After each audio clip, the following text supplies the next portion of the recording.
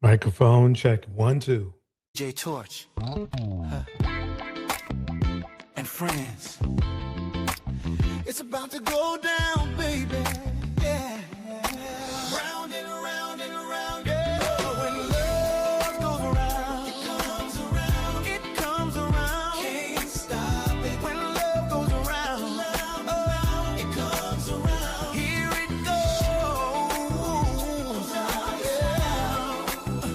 DJ Torch. DJ Torch. Friends. It's about to go down. Pull up a chair, the family's here. Voices are warm, the vibe is clear. Love goes around. Ooh, DJ Torch and friends, it's about to go down. Yeah. It's about to go down. Yeah. Laughter and truth, a gentle sound. Hearts open wide when the love goes round. Yeah. DJ Torch and friends, it's about to go down. Love goes around, it lifts, it flows. Love goes around and everybody knows. Love goes around from me to you. Love goes around, it All right. always comes through. Yeah, yeah. This is DJ Torch on the 1 and 2. We're about to get this party started. Love goes around. We share. We Hope everybody had a very cool holiday season. respect the space. Time for us to get down to business. So let's break it down with some ghosts. Here we go.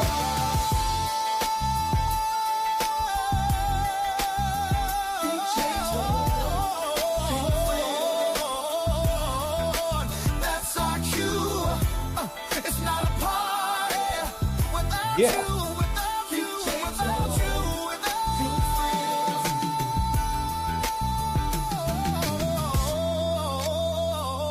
you. Yeah. Party going. DJ Torch and friends, round and round it goes, love goes around. DJ Torch on the 1 and 2 for you. Welcome to another night, another evening closer to 2026. Right now, to warm you up, I'm going to show you that the Passport Bros, where a lot of them, I won't say each and every one of them, but I will say a lot of them got their inspiration from as it pertains to living the life of, let's call it a different name, living the Wallace life. I don't want to say that word the P word, right? Let's save that for later. Here we go. Here's Kevin Samuels right here coaching this black woman. And he is coaching this black woman on how to be a wife. I want you to listen closely to how and what he says, because it's very important you listen to what he's saying. Here we go. No, the question is how to make your child an asset to that man. That makes her an okay person. But how can your daughter? And this is a question all women are going to have to answer for themselves. How are my children benefiting you as my husband? Okay, so you heard what he. So basically, he's saying, how can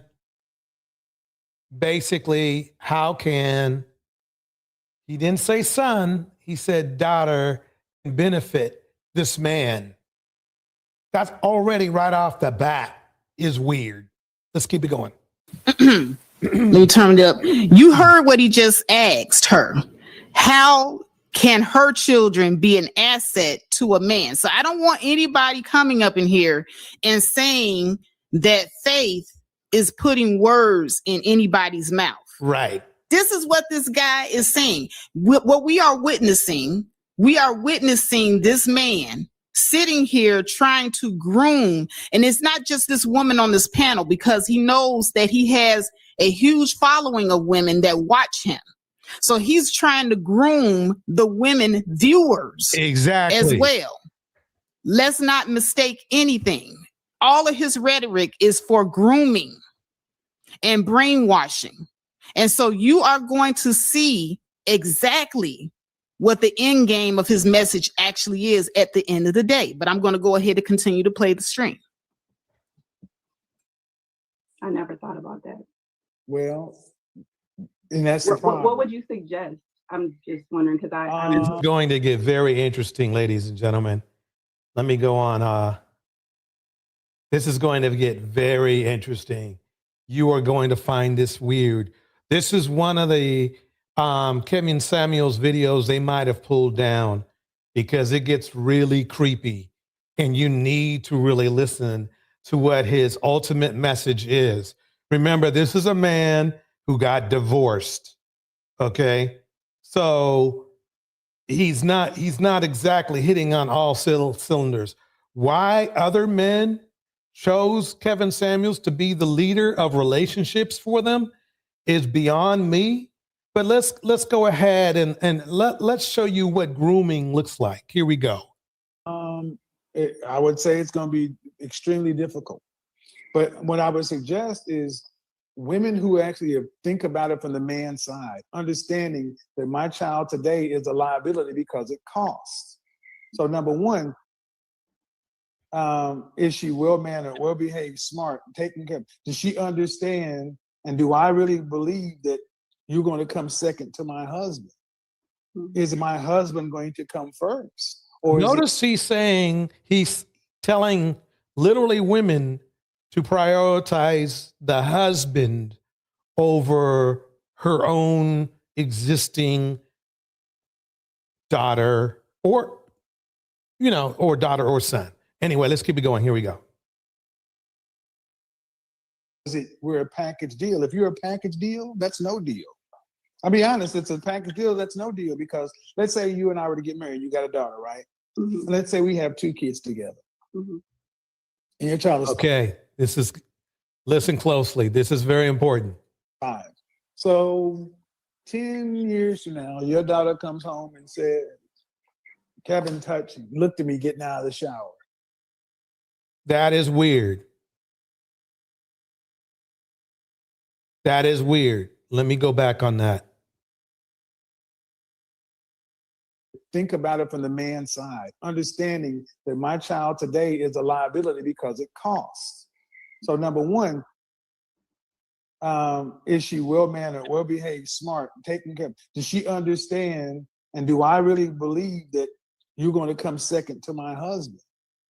Is my husband going to come first? Or is it we're a package deal? If you're a package deal, that's no deal. I mean, and it's funny because basically he's acting like these men have a choice. But what everyone doesn't know is that this culture of men, our community has impregnated so many women that basically most of the women over a certain age have children. Now, it could have been that the men pulled a Kevin Samuels and just, were so, how should I put it, non-functioning that the woman had to get a divorce, or they could have just simply left the house on their own. See, the funny thing is this is a lot of people want to make it appear, especially in the manosphere, that women kicked men out of the house, when really in its ultimate simplicity, that is totally impossible. A woman cannot kick a man out of his own house. Do you see where I'm going with this? If the man was functional, making his own money, was buying his own house or renting his own apartment, a woman cannot kick you out. You have to be It has to be the other way around. What you're telling me by admission, Manosphere, is that these men freeloaded on the women, got these women pregnant, stayed at these women's house, and the women kicked them out because either the men were cheating, abusive, irresponsible, or non-functional as a normal human being, which you guys want to call, strangely enough, a bad excuse. Let me keep it going. Here we go. I'll be honest, it's a package deal that's no deal, because let's say you and I were to get married, you got a daughter, right? Mhm. And let's say we have 2 kids together, Mhm. and your child is 5. So 10 years from now, your daughter comes home and said, Kevin looked at me getting out of the shower. Did you see her eyes open up like, what the heck? Just in case you didn't catch it, he said this: Kevin touched me, looked at me getting out of the shower, to this young lady's hypothetical 15-year-old daughter. That is a very strange hypothetical delivery coming from a man who was divorced for who knows what. The only thing we know right now is that his daughter did not give him rave reviews. That we do know. That I can pull up anytime you want me to as a fact. Let me keep it going. Here we go. What happens next? The relationship will have to end. Huh? Which is appropriate, because it only gets worse. It does not get better when something like that is happening. Not something the relationship would end immediately. Because your daughter said I looked at her getting out of the shower. Why would that person need to be close to the bathroom to see her? Bars. Now, see, the thing is this. What he's trying to say is, how can men, and he's teaching men how to manipulate women, by the way. How can men manipulate women with children to give their children away? That would be the thing. You have to defend Exactly. your seed. You have to defend your child. But Exactly. The child comes first before the man. The man should understand that, because this woman has a life. Life is important. Okay? This woman has to defend her child, not throw the child out to the wolves, whether it be a little boy or a little girl. Let's keep it going. Let me tell you, folks, this mixes in to the Floyd situation. So keep listening. Here we go. you also remember you got 2 of my kids. Mm-hmm. No, they're not your kids, bro.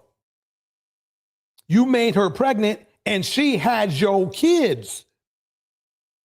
But at the very best, they're our kids. Notice his manipulation. Notice how he's going. He is trying to train this woman into giving her daughter to him. That is what he's doing.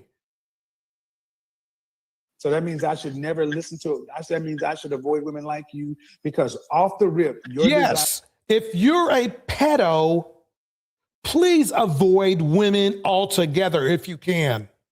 Please avoid little girls as much as you can. Please avoid little boys. In fact, usually people who are predos end up in a certain location with a lot of metal rods that go vertical. Let's put it that way. Here we go. desire to defend your child blew up. You got 2 of my kids. So notice how he's blaming her for being responsible, but blaming her for not giving him access to her daughter. And off rip, your protective instinct says, fuck everything, including those other 2 kids. He's not, she's gonna take the kids with her too. If you do what you hypothetically said you were going to do, Kevin, you go to jail. She'll have to take the 3 kids anyway.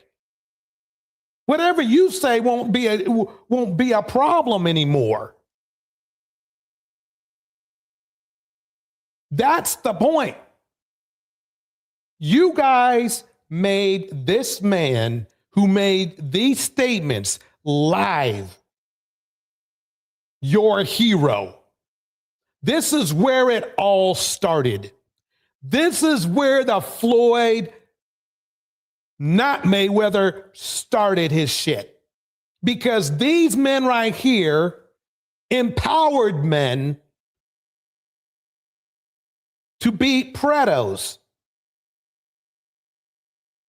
Look, shout out to Henry Mars and Betterment of Black Women in the House. It's great seeing you. Let me get on to the get down right here because a lot of people miss this. I know I played it a couple times, but you have to understand the importance of where all this grooming and predo empowerment came from. Here we go. Understood. Do you? No, I You understand. said the relationship would have to end. So what would you tell? Okay, Really, so the relationship ended as soon as he started looking at and touching her hypothetical daughter. I don't know what made Kevin, whether he was a predator or not, say this online,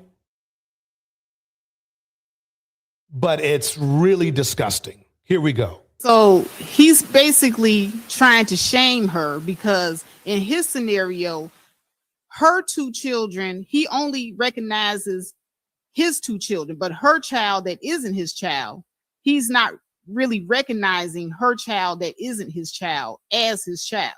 Right. So just peep the programming language here. Peep it. Because it's going to get real. Now, the young lady started off real good when she said, hey, the relationship would have to end. That would be the obvious conclusion. Because what are you doing close to the bathroom where my 15-year-old is naked in the shower in the first place is what I would want to know. Right. But let's continue. What would you tell our 2 children? Your dad, what? Your dad turned out to be a predo. We bouncing. That's what she's going to tell the other 2 children. If you want to make up this hypothetical thing, that's what hypothetically this woman should do. That's a tough situation. No, you said relationship would It's have not a tough situation. It's real easy, ladies and gentlemen. It's real easy.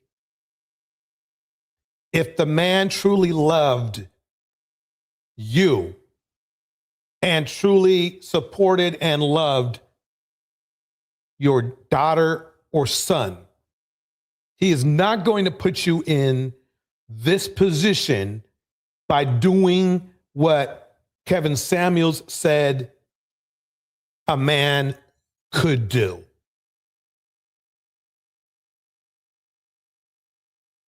And he has the nerve to say crap like this. They don't realize they're doing it, but they keep their daughters single and their sons weak, so they'll be their security plan. Go to the video I uploaded about another woman that shares your reflection who was talking the same shit you're talking. She was the mother of 2. And the only person here talking shit is Kevin Samuels. And I'll tell you why. He has no history or no credentials that makes him an expert in any way, shape, or form as a dating expert, relationship expert, marriage expert.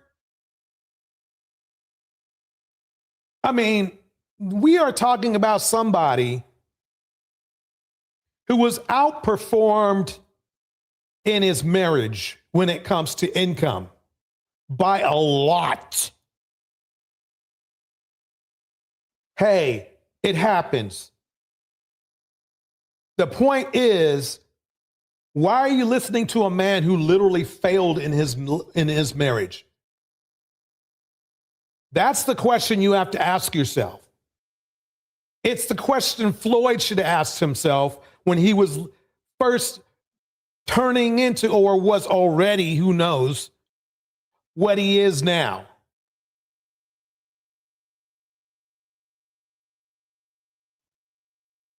Let's see what else Kevin taught. There's another person that he also taught, what to do. Rapper Cash Out. Rapper Cash Out will spend the rest of his life behind bars in prison. A judge just sentenced him on dozens of rape, RICO, and sex trafficking charges. 11 Alive was in Sound familiar? Sound? Two film, all right. Two film marriages. My bad. He's 0-2, Kevin Samuels is. And right here, listen to old Rapper Cash Out. Here we go. Rapper Cash Out will spend the rest of his life behind bars in prison. A judge just sentenced him on dozens of rape, RICO, and sex trafficking charges. 11 Alive was in the courtroom as the rapper, whose real name is John Michael Gibson, reacted to his sentencing, as well as survivors and their families. One day, the truth will come out that these things never happened. The day these defendants chose to commit these crimes against me, they gave me a life sentence. Even though we restored her body, we have been unsuccessful in saving and healing the person because of the trauma that these animals delivered. In a brand new statement from the Fulton County DA, Fonnie Willis, she says, in part, our prosecutors remain steadfast in their mission to hold traffickers accountable, no matter how powerful or how well connected they may be. In Fulton County, there is no safe haven for those who prey on the vulnerable. Well, tonight, Well Georgia said. versus Nasir. Well said, Fanny. Well said, Fanny. So what did dudes like Cash Out do?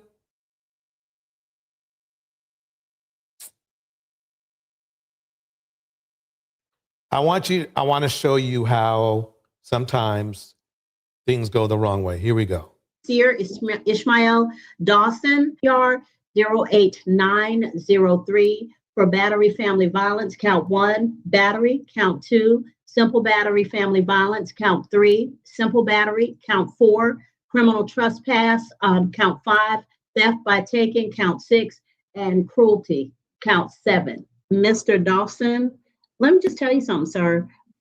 Whether you like Miss Alford or not, y'all have a child together. And that child deserves to be brought up in a home that's secure and safe and where violence is not a part of it. And if you and Miss Alford can't get along and there's violence between the two of you, you will ruin your child. Your child will grow up with a sense of insecurity. They will grow up with emotional problems, all of those things. It's scientifically proven. So the best way to damage your child is for y'all to play out this foolishness between you.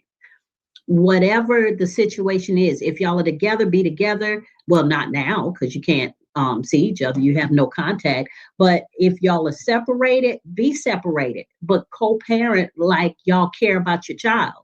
Go through the courts. Get a visitation, child support. If your relationship is broken, walk away. There's other fish in the sea. How are you going to change your life so that you can have a positive impact on your child? Because an orange jumpsuit don't raise nobody. You can't raise nobody in an orange jumpsuit. You just can't. It is impossible. All you're doing is showing a bad example of what that person either should be or should look for to have in their life. If you have a male child, you're probably raising him to be abusive. If you have a female child, you're probably raising her to be abused. Think about those things. What you need to do is, over the course of your 6 months that you're going to serve in the Clayton County Jail, think about how you're going to make some changes in your life, sir.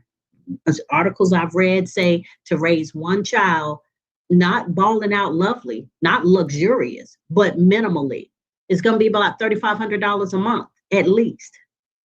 That's housing, that's gas, that's food, that's clothes. That's not a lot. So if you don't got half on that, you're not really participating. She is kicking out bars after bars. This judge right here, she is breaking it down. You're not hearing hearing it out of a commentator. You are hearing it straight from the courts. You are hearing it straight from somebody who does this family violence thing all day, every day. Let's hear a little bit more. Folk walking around here paying $200 in child support a month, talking about, I pay child support. Shit, I don't know what she doing with that money. Man, that ain't nothing. If you don't have half on at least $3,500 to $4,000 a month for your child, you ain't doing nothing. And I'm just be real with you. Yeah. Ms. Alfred, did you have a statement that you wish to make to the court? Yes. All right. Y'all, you're gonna hear something. I don't know. Here we go. Now, this is the woman who he had put hands and feet on all day, every day, except for maybe on Sundays. Here we go. Go ahead, ma'am. Raise your right hand for me. You solemnly swear or affirm any testimony you give in this matter will be true. Yes, ma'am. All right, go ahead. So this incident happened in 2021. It's 2025. It's been several different things that's happened since then. He served time twice since then. He's missing out. My baby is 6 now, Nevaeh. She's a girl, look just like him. She missed her dad. She want him home. She thought that he would be home for Christmas. So you're saying that he won't be? No, ma'am. That's 6 months. So, Ms. Alfred, you can be frustrated with me, but the frustration should really be with the person that deserves it, Mr. Dawson. Because Mr. Dawson is making choices that keep him away from your child. So had he not made these choices, then he wouldn't be serving time. Bars. With all of the charges that he has, 6 months is really decent. It really is decent. You should hear the charges. They're bad. I mean, 6 months. He could have got 6 years. It really is, because people don't know this because they think a misdemeanor judge only can sentence you to 12 months, but I could sentence him to 12 months on each charge and stack them. So he could have gotten 5 years from me. Right. I understand this, but okay, what I'm saying to you is, Ms. Alfred, I don't care whether it was back then. If your child does something and you punish that child, you don't care when it happened. If they did it, they did it. You're going to punish them. If Mr. Dawson did it, he did it. Doesn't matter how long it took him to get to me. I'm supposed to just look the other way because it took a while. Right. You're supposed to. You said to me, he's served time since then. He's done other stuff since then. So it is Mr. Dawson who's choosing to not be in your child's life. And what I want from you is that you ask for more for you and your child. You just want her to no, listen to me, because this is what the problem we have. People accept too little. They accept too little. She is enabling that man to be a monster. That's basically, she's being nice about it and explaining it to her. But basically, the young lady who was had hands and feet put on there, her dude never straightened out. She said 2021, he never straightened out. He did stuff after that. But for some reason, this woman wants him back in the house to play soccer again with her rib cage. I don't get it. You want your child just to have her daddy. She'll take him in an orange jumpsuit, but you should want more for her. She should take him as an example of the kind of person she can look up to, that's going to raise her, that's going to be there for her, that's going to know who her teacher is, that's going to go to the school conferences, that's going to know when she has an honors thing, or when she's in a cheerleading competition, or she's in the chess club. You've taken too little. She just want her daddy there, but he's already done other stuff that have kept him in jail. And I can't believe you put him in jail for another 6 months. You coming at me for somebody who's not worthy of your 6-year-old child. When he becomes worthy of her, that's when he should be back in her life. But right now, he ain't doing jack for her. Yeah. So when you say, well, he's not gonna be home for Christmas, what good is that? He ain't gonna have no money for Christmas to do nothing. He been in an orange jumpsuit. When he starts showing himself to be the father she needs him to be. You sitting up there talking about you want him home for Christmas. I bet you he don't have half on that $4,000 I just talked about. I bet you he don't have half on what you have her in a nice place. I'll bet you are raising her a good person. Exactly. So if you can do that, why he half-stepping? And why would you give him an excuse for that? Right. Man up, Mr. Dawson. Let me pause it right there. And she is so right, because even look at Nicki Minaj.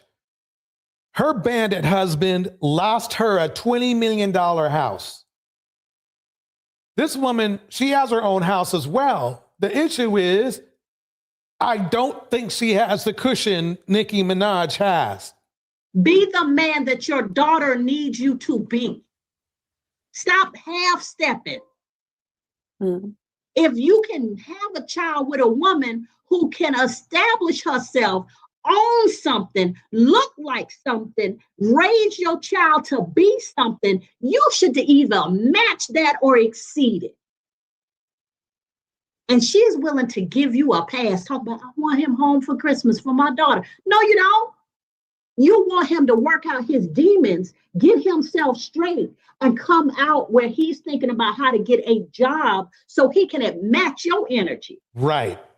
Stop taking less than you deserve. If you can get to where you are, he needs to match that. Don't keep punching down. Think about the fact that there's a man out there who's standing on the perimeter waiting for Miss Alfred to say, yep, I'm done with him. My daughter's done with him. There's a real man out there for her. And if you're not going to be that person, either for her or for your daughter, then sir, what you wasting your time for? Why are we doing this? Because she not only said she wanted you home, but she pointed out that you done this a couple of times. You've been not home a few times. You've been in a jumpsuit a few times. Get yourself together or give up. What you got to say? No, don't say it to Mr. Toom. Say it to me. What you got? Yeah, I can take anything you got. So tell me. I've been getting myself together. I've been incarcerated since 2024, December. I have not been home for a whole year. I had my mind made up on what I want to do and the things I need to do. I came from Henry County to Clayton County. I just served a year in Henry County. I came straight over here. I haven't been touched the free world or anything. I came straight over here on December 4th. I got incarcerated December 9th of 2024. So all of this incarceration, are you ready to change? Yes, ma'am. What's the plan? Well, my first plan is to get me a trade. I want to go to school, get my plumbing certificate so I can move forward, get my daughter back in my life and take care of her. That, you know what? That's probably the most sense that you probably spoken in a long time. Because first of all, I believe in the trades. I know how much plumbing costs. I believe in the trades. My grandfather was a general contractor. The problem that he has, though, is I'm sure he made that promise before. And he's made this speech before. All he has to do is stop using his girlfriend, who should have been his wife because she had his child, as a soccer ball.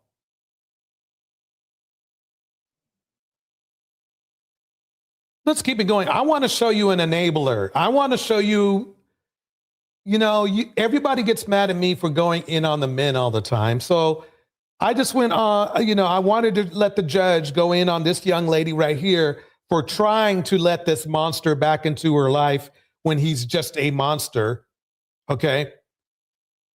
Let me show you an enabler who literally goes 10 feet down, 10 toes down for Passport Bros, the way they are now.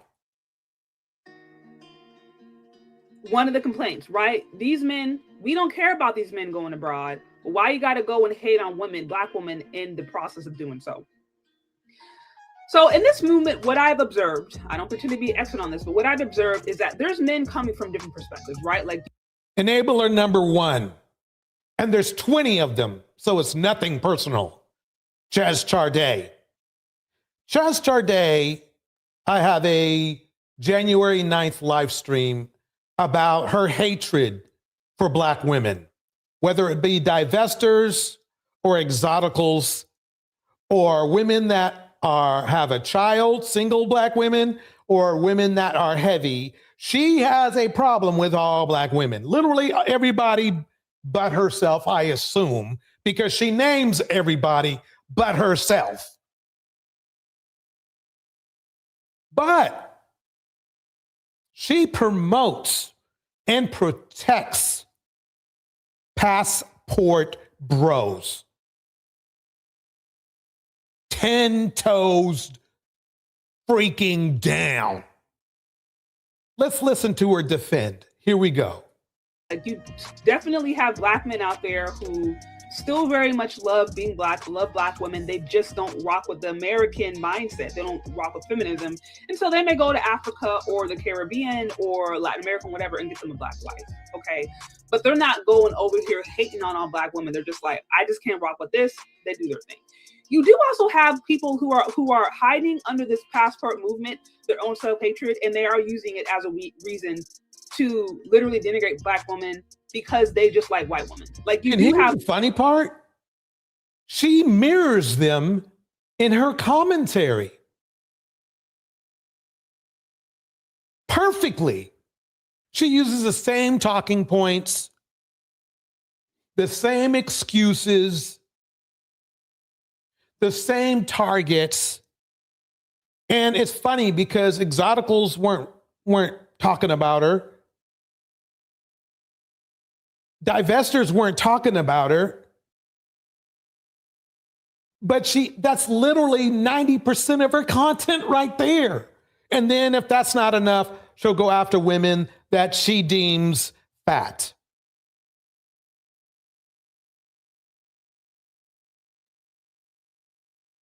It's the same thing. So if men who express this same dialogue are self-hating, Chaz, what does that make you? It's a question you need to ask yourself in front of the mirror after standing in front of the mirror for 2 minutes straight quietly. Dude, I know what you're saying. Don't tell me what to do. Try it. Try it. You will find it with no interruptions from anybody. You will find it revealing. Have those dudes out there who legit have the snow bunny crisis, and this now gives them a reason to promote that. That is happening. But by and large, majority of them, I think, my personal opinion is that these are mostly men who are just like, they don't rock with this whole matrix out here in America, and they simply want to go abroad to find better options. There are going to be some toxic voices out there, but the reason I think better options are 14 years old. She didn't tell you that part, did she? The better options are underage. She didn't tell you that. See, everybody thinks that it's an outlier for these men, that it's only a few men, only a few passport bros who are out there trying to date children. It's not true.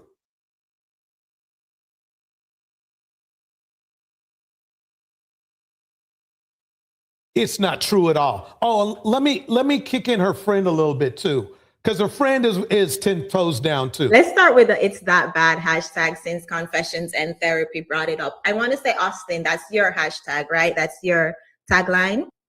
Yes. Right? All right. If you want to go in details, just like where did it come from and what is that bad? What does this mean? Well, I first heard it on Fox News, and they were Let me pause it right here for a second. Okay. Let me tell you one thing. Oh, Chantel Simone, she had a good old time with me. I mean, she made videos and memes, and then her creepy friend, what was his name? That chess dude, the dude who has a chess because he doesn't want to show his face. What's his name? Game Maker or something like that. He made some creepy videos about me too. They were laughing it up. saying, ha, ha, ha, why are you being the PP police and shit to all these men? Why are you telling these men to grow up and be men? Well, that's literally what she said. Why are you telling these men that they should get jobs and careers and focus on careers and not having sex or chasing out boxes? She was 10 toes down. She made clown videos about me because I went on her show and tried to tell the guys there that maybe your life should be bigger than it is, than chasing box abroad.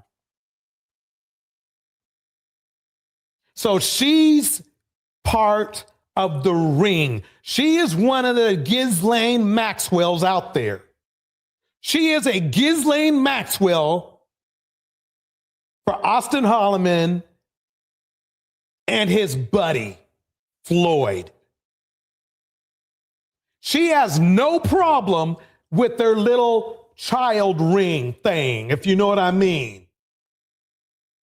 She knows she rolls with these niggas. She knows at least as much as I do what's going on, and I've seen it. This is one of the number one markets in the foreign spots. Indiana mom in the house. It's one of the number one markets. Children. Not to take them out for an ice cream cone. No. And I got proof that Floyd was with children too. Ellen in the house. I got damn proof. As much proof as I have as Nicki Minaj being a complete award-winning sellout. That's how much proof I got. Let's get right into this. Let's freaking get right into this. I want you to check out Pretty Black Misha. Here we go. We have here Passport Bro busted over there in Brazil. Didn't these Passport Bros, the black Passport Bros, said they going over there looking for wives because black women are mean, angry, masculine, hair weave, makeup, and a bunch of single mothers, and you won't submit because these are kings. This was never about black women. This is just an excuse to go over there to violate children. But they had to throw black women in the mix. If you want to go over there to the third world and get you a dirty foot, wonderful. Just leave the black woman's name up out of that. So we all know this is nothing new, nothing shocking, nothing surprising. A lot of these kings are degenerate and they want to bring that degeneracy overseas. What do you think when you say anything about these foreign countries? What is the first thing they say? White men do it too. Yeah, but they smart enough not to get on the internet and advertise their dirt. Y'all do. So this is from Tanya TKO. You may want to check this out. Passport Bro pedophile Floyd Wallace Jr. arrested in Brazil. And I said, why am I not shocked? So this dude has been around for a very long time. I remember covering some story because he was over there in Thailand. And that lady was like, I can cook, I can clean, I can do this, I can do that, and yada, yada, yada. So you see, they go from one third world country to the next, but I don't ever see any wives. If y'all looking for wives, why don't you ever bring them back? And then they get to hollering about, oh, well, the age of consent is 15. The age of consent is this, the age of... If you're looking for an adult woman, why are you worried about children? So ours. See, if you have to play the age of consent thing, let me get my camera back on. Hold on. If you have to play that age of consent game, then there's something wrong with you. Because most of you men are over 30. Most of you are over 30. So if you're playing the age of consent thing,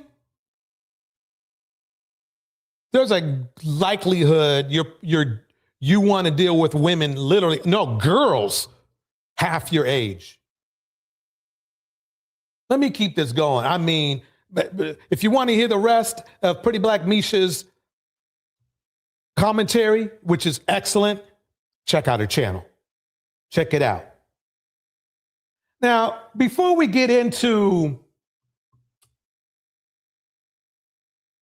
Floyd, we have to catch up with Jay Rello. Because, see, they try to make every time these fools do something stupid, they try to make it sound like it's a one-off. Not so long ago, this dude. I could definitely see the trap. Yeah, man, I'm banned on YouTube, y'all. So I can't tell them all. I'm eating rib chips. He didn't tell you why he was banned on YouTube. He was banned on YouTube, but because he had that genius idea, Jay Rello, to bring CORN. You know what rhymes with that, to YouTube. And he's so mad that they wouldn't let him do it. He's so mad. Let me see if I can bring up an example real quick. Before I do that, let's get his input on what he thinks about Floyd's situation. Because he's been in this situation before. It's what sent him to the pen years back.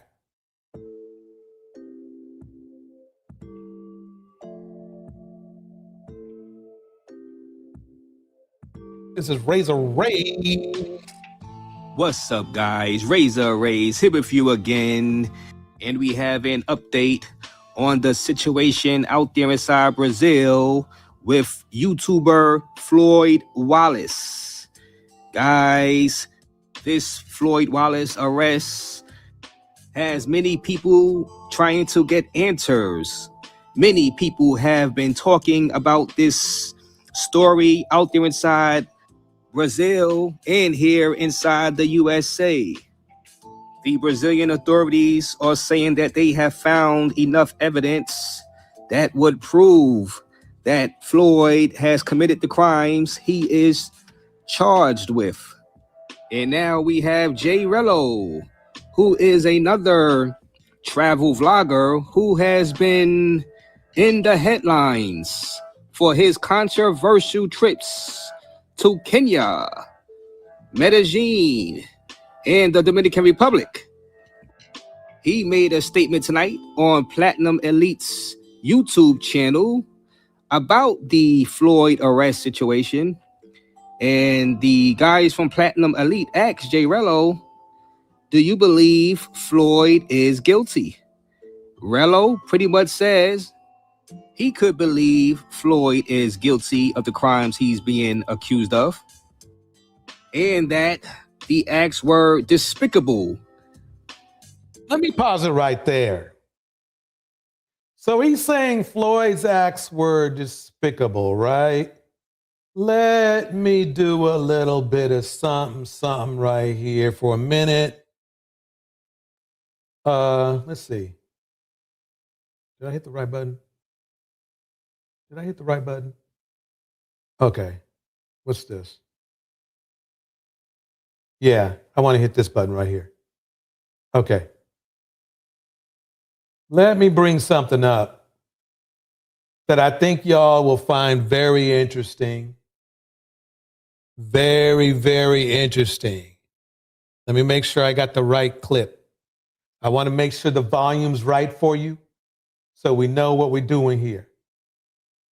Okay. Here we go.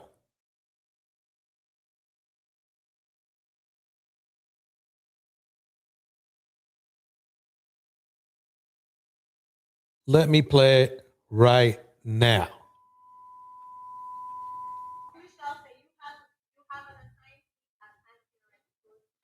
Talk about it. What? That's all. You have an assigned seat at Planned Parenthood.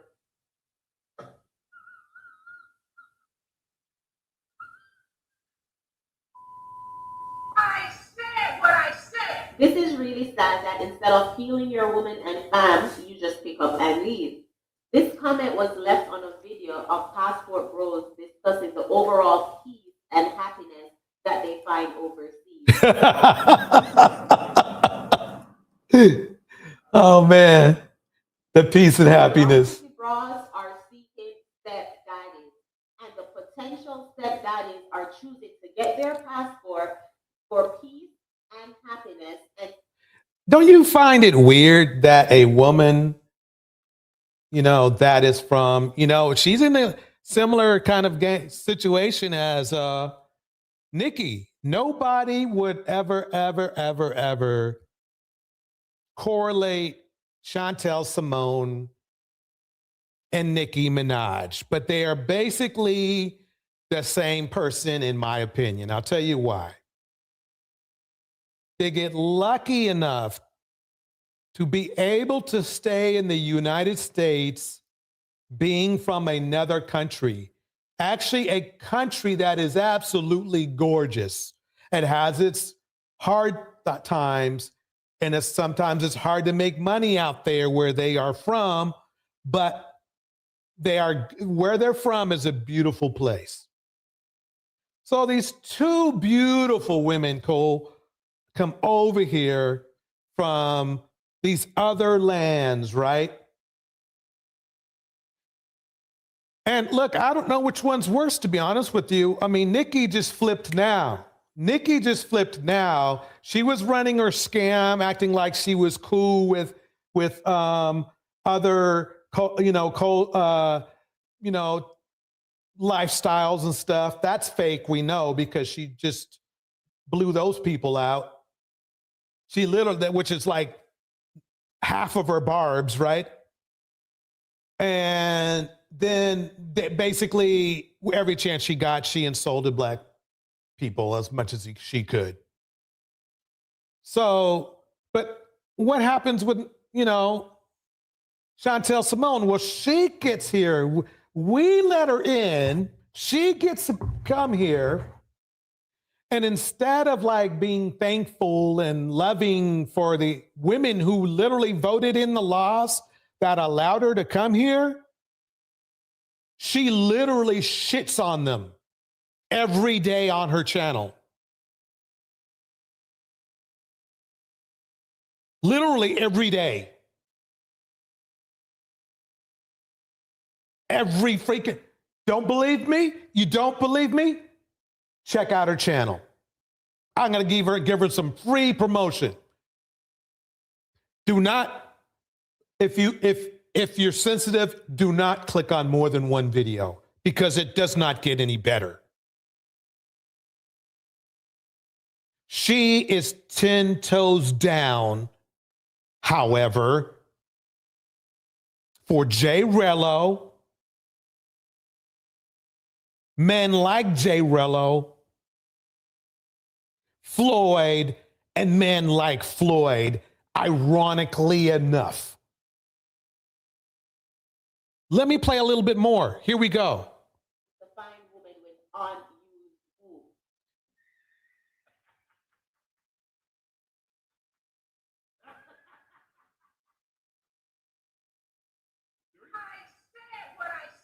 This is really sad that instead of healing your woman and fam, you just pick up and leave. This comment was left on a video of Passport Bros discussing the overall peace and happiness that they find overseas. Yo.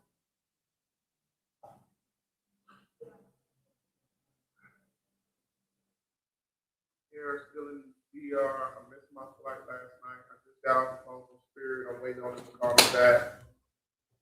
$100 reschedule fee.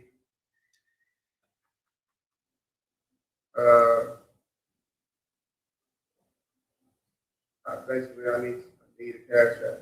On April 5th, 2007, Just got off the phone from Spirit. I'm waiting on them to call me back.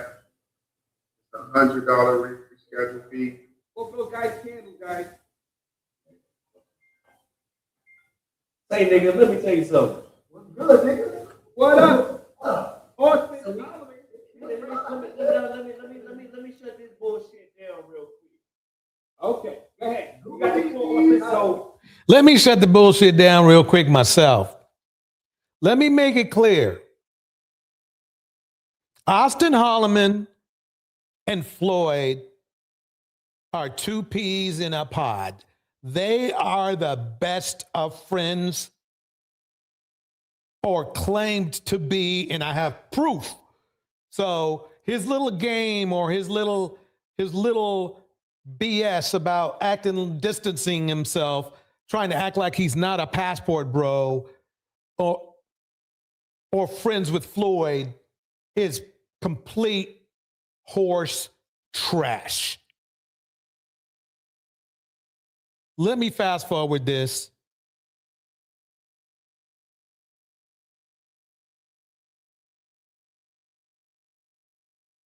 To what J-Rello's about. He, who was 18 years old at the time, J-Rello. and his co-defendant, Lorenzo, I'm not going to say his last name, but you all can look this up, it's out there, drove to a home in Portage, Indiana. His co-defendant approached the home, knocked on the door, and then pushed his way in when a woman answered the door. His co-defendant pointed a gun at the woman, wrapped her hands with duct tape, and then Try to get the speed together, man. Yes, J-Rello doesn't remind you of that, does he? That he was an accessory to aggravated you-know-what. So, just like Chantel Simone, he finally gets out, like Chantel Simone was given, permission to come here and to enjoy freedom. So J-Rello gets out of, the pen, whatever you want to call it. And instead of appreciating that and becoming a beacon of restoration, what does he do? Let me show you what he does. I'm so sick right now. I'm sick as hell. okay, it's one thing if a motherfucker got a knife and they try to. Let me fast forward because I want to get right into it. Put your clothes on. Bring me back.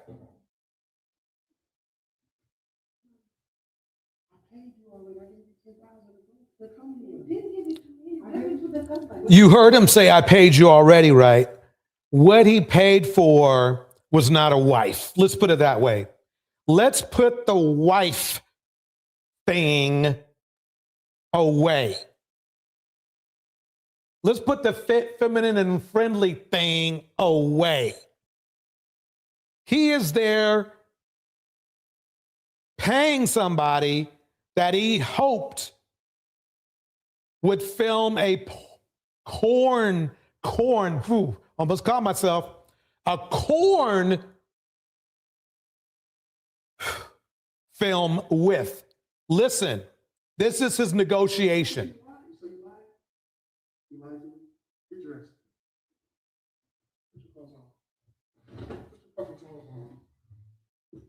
Taking you back.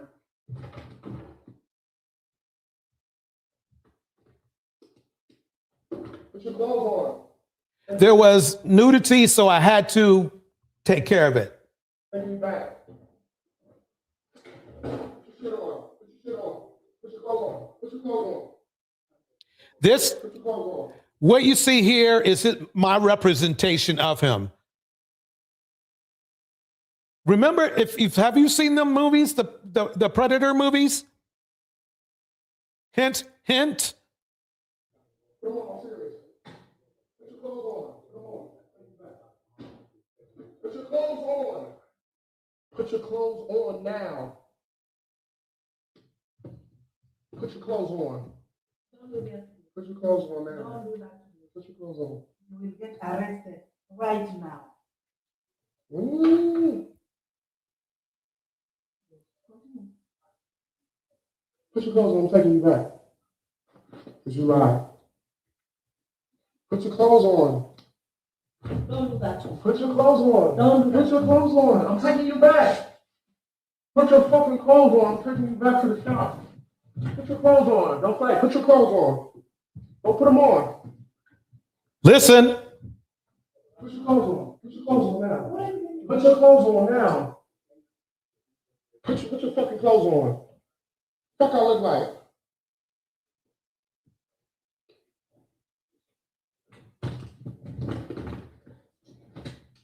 He just hit her. He just hit her again. He hit her twice, at least. This monster got so mad that he hit the woman twice. This was in Kenya. Could have simply have just, oh, well, you don't want to do what I want you to do. And he could have just, maybe got a refund, maybe not. He only paid $50. But he showed you why he was put in the pen. He showed you why he was put in the pen. And I can tell you one thing, they looking for him too. I bet they looking for him too. This is what the Passport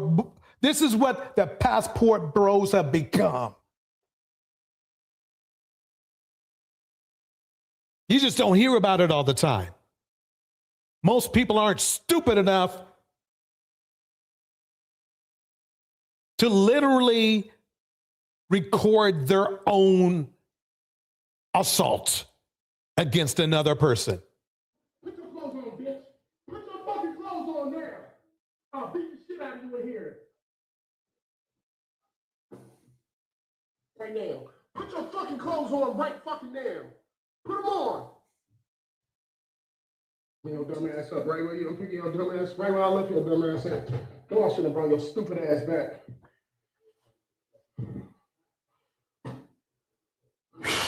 Touching out of my shit. What are you reaching for? Put your fucking clothes on. What the fuck are you reaching for?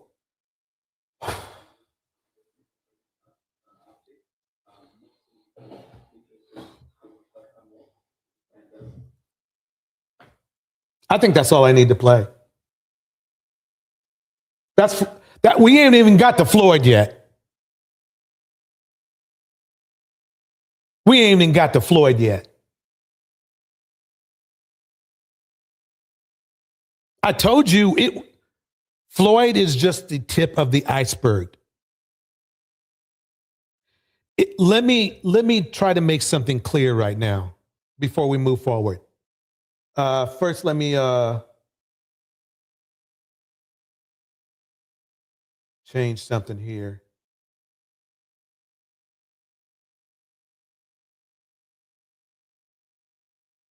Let's go back to, okay. If you run a travel agency, a travel channel, and you want to be respected, and you want to focus on the quality and the vibrant cultures of different places, do not become a Passport Bro. That shit is fried. They should just call themselves Passport Predos or Passport Pimps. It's one or the other, brother.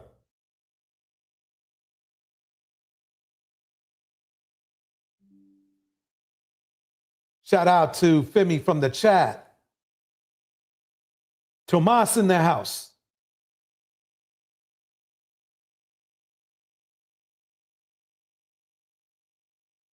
Travelmatic TV.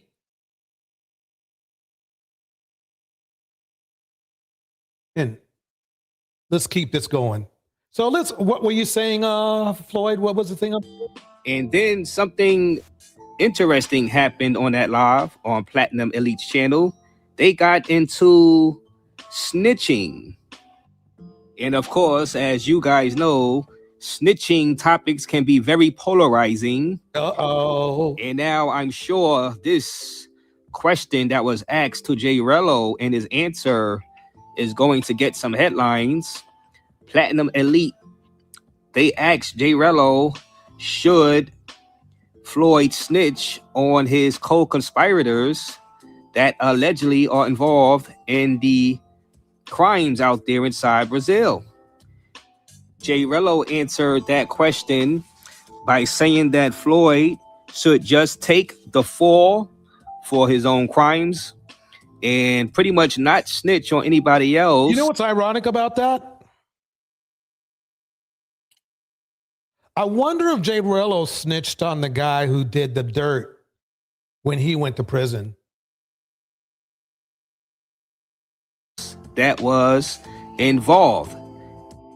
Basically saying that Floyd needs to just sit down and take his punishment and do not involve anyone else. And then the guys from Platinum Elite's channel fired back at Jay Rello, saying, wait a minute, what about the kids involved? And people should be snitched on because of the type of crime.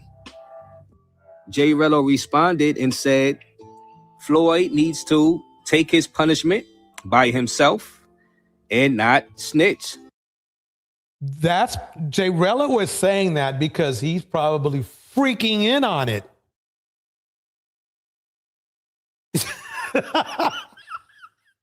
He's part of this whole thing. You think that you heard Jay Rello.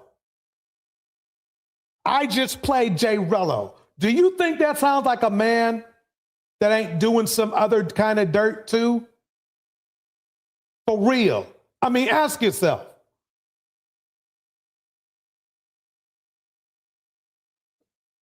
Let's get deeper into Floyd. Let's get deeper into Floyd. This video takes place a year ago, but it's still interesting to watch. Now, this is the funny thing here. We got MTR, who's another enabler at the very least. He might be in on the shit. We don't know. But see, this is what they wanted to do in America. They wanted to play with black women's kids. Now, they're not going to play with anybody else's kids because they know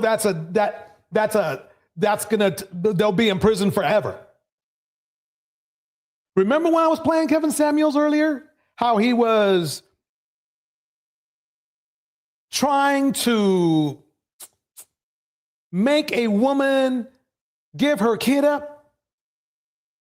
That's why he did it. He did it for his bros here. Because see, the Passport Bros and the Manosphere, same shit. One's just kind of like a different marketing scheme. That's all. They're both the same product with the same excuses. Check this out. Watch the video. I can cook, I can clean. Yeah, see, this is why I came to Thailand to find a traditional woman. See, in the United He went to Thailand to find a traditional girl. Let's get that right. And it's funny and hilarious because they try to say that American women don't cook and clean.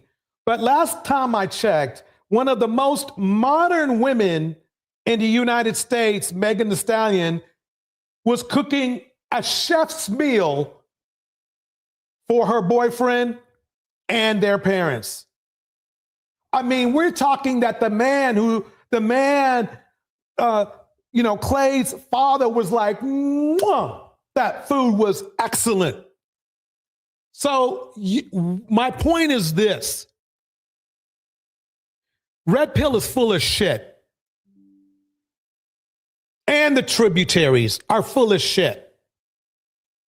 You lied on black women so you can play with little girls. Or pros. And I got a lot of film on that shit too. Let me continue. United States, Oh, women don't cook and clean. oh, All they do is complain. And we don't got time for that. That's why I got my passport.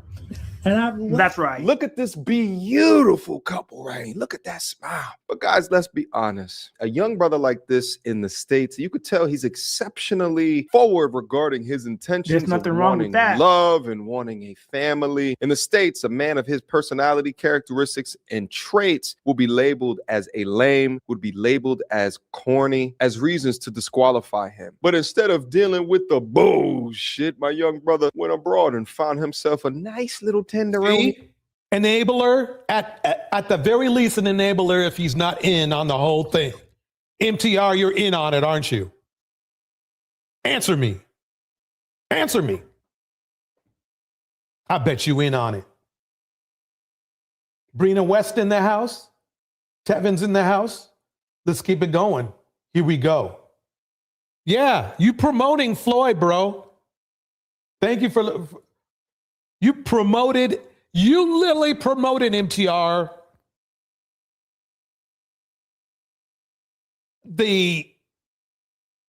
Another Epstein. Literally you did that. Man, oh man. The girl that Floyd went viral with, Kate Friend, the one that said I cook and I clean, she's a full-time freelancer. Oh wait, I get a message. So here's Floyd in the bottom left right here, right?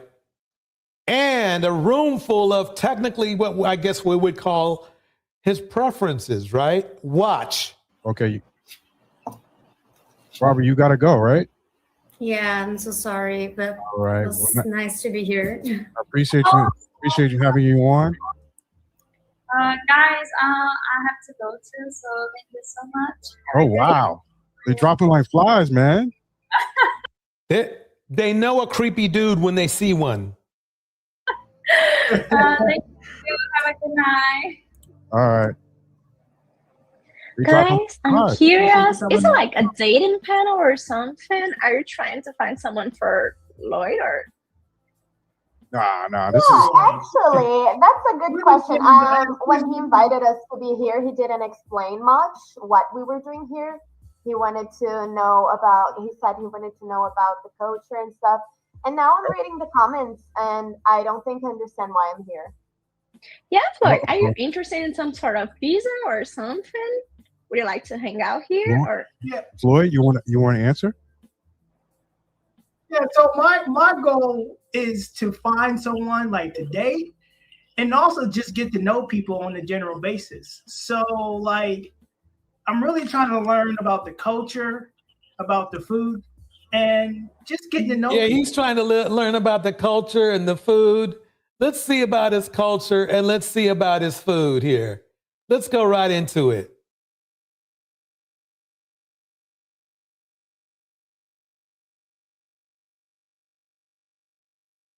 This idea that the Passport Bros want non-black women is not true. We want black women, but it's very, very hard to find wife quality black American women. We're talking about a dude who didn't have two nickels to rub together trying to critique black women in America. And the fact that this guy, Ask a Brother guy, literally had him on this channel tells me everything I need to know about him.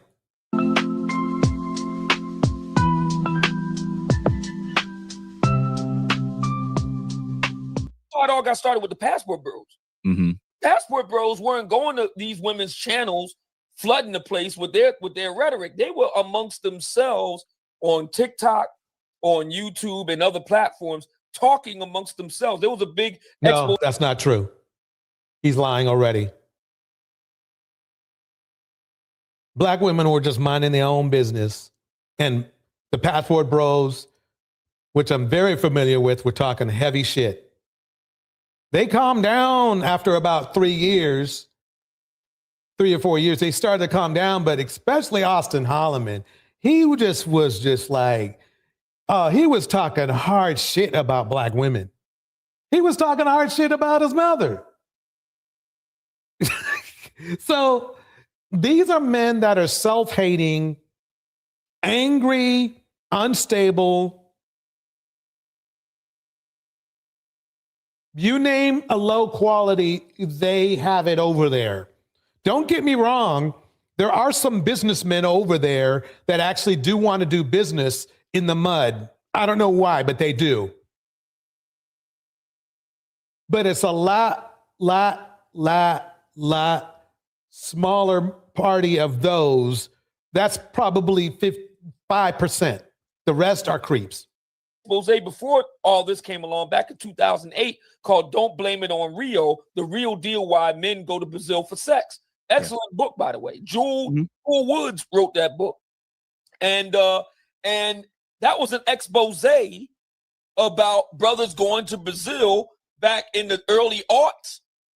And so they were talking amongst themselves. It was the black women, because Black America is a matriarchy, and Black America and so many black people are black female. Remember that this guy went broke talking this shit. Obsidian went broke and got his channel blown out on YouTube because of his behavior. He got banned because he kept harassing this woman. It just shows you the behavior pattern of these red pill men. Black men have gotten to a point.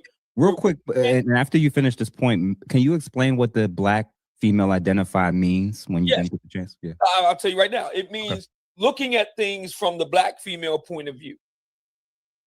All right, black female identified. So you look at things from the black female point of view. You don't consider it from the black male point of view. You automatically side with the black female point of view. There has been, the matriarchy is so entrenched in black. And see, they're making up this fake matriarchy thing when it doesn't happen. And the funny thing is this: if men had income and if men had jobs and men had careers, everything would work out. But everybody wants a free ride. Everybody wants a free ride. These dudes, red pill dudes, want a free ride. Not everybody, but red pill dudes want a free ride. They want free box, free place to stay, free money, free food. That's what they meant by cook and clean, by the way. They didn't mean that the women won't cook and clean. What they meant is they want you to give them free food. That's what they meant. Let me keep it going. Black American society and Black American life, that black men can't even advocate for their own interests without black women being involved. Black women have the funny thing is this: all black men have to do, all y'all have to do, is do you in a positive way. But you chose, see, that's the funny part. If you really had it going on in the States, you're not going abroad. You can't go abroad. You're too busy working on or with your career. Show me a passport bro, or show me a manosphere dude, and I will show you a guy who has low self-esteem at the very least. Let me keep going. Guys, we all know about the drama going on right now about who killed the black manosphere. We've heard Angry Man's Dusty respond. We've heard MTR weigh in on it. But you know, Kevin Samuels is not here to defend himself. And as a black manosphere insider, a guy who was, I would call myself the de facto leader of the community for many years, I brought in the most people. I put the most guys on. He did some creepy shit too. I remember him he had some video with some lady in a blue dress. I forgot what African country it was. But I remember that he was out there, doing the same thing the Passport Bros do. Somehow, all of a sudden, oh, I ain't no Passport Bro. on. I have the negromanosphere.com. I spent the most money helping other brothers in the community, although I'm not perfect. I want to explain something to you as to why Kevin Samuels and other creators started to distance themselves from the Black manosphere. First of all, they are the Black manosphere. You can't distance yourself from yourself. That's the funny part. You can't distance yourself from yourself. But see, what he did was he wanted to bring up this man right here. Let's get right to it. Also known as the Obsidian Media Network. Obsidian Media Network, in my honest opinion, was a genius. He's the first guy that came out with the whole idea of the everyday brother, okay? The voice of the everyday brother. And before him, there were no other Black people, no other Black men that were looking to talk to the everyday Black men, right? And he had an idea that if he could do that with Black men, support it, and the answer was a resounding yes. I think Obsidian Media Network influenced me. I would go on to say that he influenced Angry Man. He is absolutely the first person that we all know about that adopted. A dude who can't rub two nickels together influenced all these men in the manosphere. So what does that tell you? The Patreon method. Most people don't know the Black Manosphere guys were the first guys on Patreon, and Obsidian was the first guy on Patreon that I saw in 2015. Patreon is wildly adopted now, but he was one of the earliest adopters to that policy. And he influenced everybody to get on Patreon. Angry Man, I joined later. But the reality is that as good as Obsidian was, he was pretty f***ed up, okay? He was pretty f***ed up. And I was going to take this to my grave, but you know, I just want to put this out there that Obsidian was not that cool. This is not to say that he wasn't a nice person all the time or he didn't have things going on. Obsidian was sort of like a scammer, in my honest opinion, a little bit. All right. Basically, he's calling Obsidian a scammer, which he is. And we're talking, I wanted to show you the leaders of the manosphere, because they are completely tied in with the Passport Bros. I showed you how MTR, who's in the manosphere, supported Passport Bros. Passport Bros are creeps. They support creeps. But I want to let BMT tell you a little bit. Something's wrong with Black men today. They're all heading in the same direction. This is a crisis. We have to stop the Passport Bros. Yes, absolutely. Whatever you say, I'll start posting right now. Listen up, family. The media assault on Black men is nothing new. It's familiar, predictable, and almost at this point procedural. When one Black man does something wrong, all Black men should answer for it. Let's remember. It's not just one, bro. It's not just one. I just showed you 3 already. The rule. When one Black man does something, we talk about it like it's all of them. But what if most of them are just building families here or abroad? That story doesn't travel well. When one Black man does something exceptional, he becomes an individual. An exception. You guys are nowhere near, okay? Nowhere near being, I have never seen, in fact, the manosphere and the Passport Bros hate Barack Obama. They literally hate him. What did he do for us? What did he do for us? That's what you guys did. You can't even, what? Am I wrong? What did he do for us?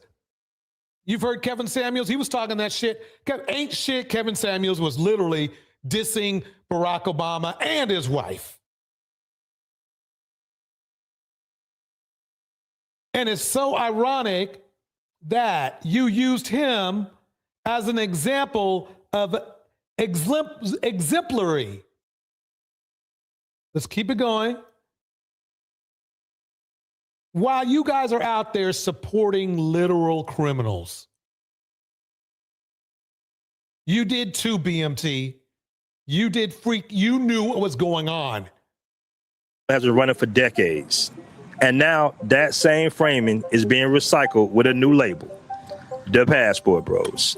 Man, I'm tired of these passport bros always acting like they better than everybody. Traveling everywhere, talking about Brazil. Man, it's over for them. Ain't nothing wrong with that. Right here. Passport bros, always passport bros. They travel, they Look, get try, bro. You can do all this shit here, all this. This is propaganda. This is propaganda right here. But most of them look like this dude right here. Most of them are creepy. Most of them are mentally unstable. Which one of your passport bros are trying to be like Barack Obama? Let me know, because I ain't seen it. Let me know. No, you're not. In fact, you think Barack Obama is a simp. You ain't got no problem with Future though. Future was on Kevin Samuels' show. And Kevin Samuels literally got on his knees for this dude. You see the inconsistency in your delivery, bro? Try it. Poor black man. Look, I understand there is gracism out there and shit, but y'all ain't helping. Making this crap right here doesn't help. The fact of the matter is, what are the discussions that happen on your channels? 75% of the time, if not more, it's about how to get BOX. And if it ain't that, then y'all just arguing with each other on how to get BOX. That's just the way it is, bro. That's just the way it is. Try to BMT. Nigga, please.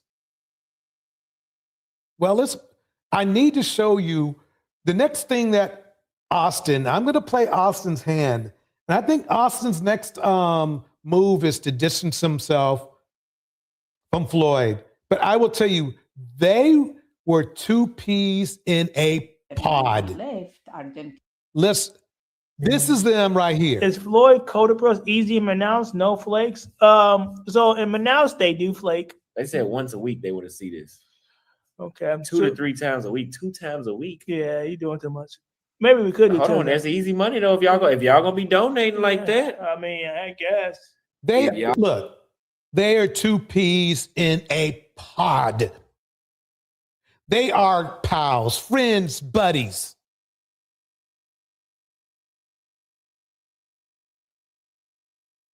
You really think Austin ain't in the mix? He would have outed his dude, because if he was a real man, he would have outed dude if he was playing with kids, right? How do you think Austin got kicked out of Brazil?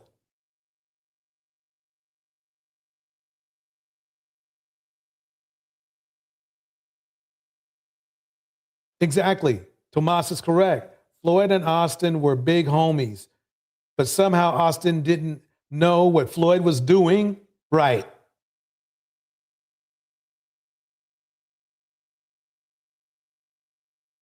Sorry, bro, they're going to check you out.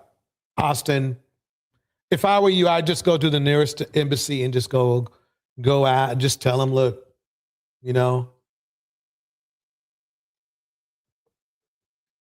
because in most legal situations, the early bird gets the break. The early bird. y'all gonna be donating like that. We'll do a The 6 early hour. snitch gets the break, so you might as well do it now. If you got enough bodies, and what I mean is people to snitch on, you might get a break. Live. Shit. We'll take a Sunday just to sit back and be the TV show. Yeah, maybe we'll have our. We'll give Floyd some alcohol. Maybe have our girlfriends here. Go live with them. Just saying. That's how we're gonna attract a lot of clout chasers like that. Yeah, a lot of clout. That's okay. They can clout chase, but they know what they gotta do. Yeah, but yeah. So Yeah, man, I'm just so happy to be overseas, and I will continue to be over here, bro. Unless I'm getting dragged back to the United States, I ain't going. Everything is set in stone. Oh, you getting dragged back to the United States? Maybe. I don't really, quite honestly, I don't care where Floyd goes now. It's going to be in somebody's jail. We know that. So he should hope that he gets dragged back to the United States. He might last a little bit longer. I don't got nothing there but my place. I lost my vehicle, but I got nothing else but there but my place. I got in a car accident. Damn near hit a semi. Well, I hit a semi and I almost died. Okay. So he literally crashed out his car. Could have been dead from that. Could have been decapitated. Wow, what role models? What role models you guys choose? We had Obsidian, he's Obsidian, right? Then we have Austin, who got kicked out by his mom because he was disrespecting his mom. We got this man right here, Floyd, who can't even drive straight. We have Kevin Samuels, who gave relationship advice, even though all of his relationships were trash. You can't make this shit up, people. Did it. Yeah, it would have killed me. If it wasn't for that. Long story short, keep catching Ubers. Yeah, pretty much. And don't sit on the passenger side. Or whatever side you about to hit the semi, move to that side. Hold up. Sit in the middle. The middle seat is the safest seat. What did Fred say? He said something about me. Fred went to me. So you get the point. I wanted to play that clip because you need to know these guys are pals. They might be lovers. We don't know. And that's okay if they are. That's their thing. The problem is at least one of them's in jail for being a child trafficker. And he's going to have to spill the beans to not spend the rest of his life in a Brazilian or American prison. Because he is basically the equivalent of Jeffrey Epstein. Just a broke version. I'm in Brazil. Never had this problem in Brazil. Never. Not one time. I've been in Brazil. When I speak English in Brazil, here, it's like they want to beat my ass. Like, what I do to you? And I'm trying to explain, calm down. See, people know what he doesn't realize is that he thinks he's hiding his creepiness, but people can feel that shit. Wow. Okay. So Cyber just told me it's like 50,000 Passport Bros pay for box. Yeah, Kevin was paying for box. Yeah, he said it. Kevin was paying for box, y'all. He had a rotation of 6 women. Obviously, he should have, in that rotation, he should have added a doctor or something. It might have helped him out just a little bit. He didn't respect his own health. Why you guys make him a role model? I don't know why.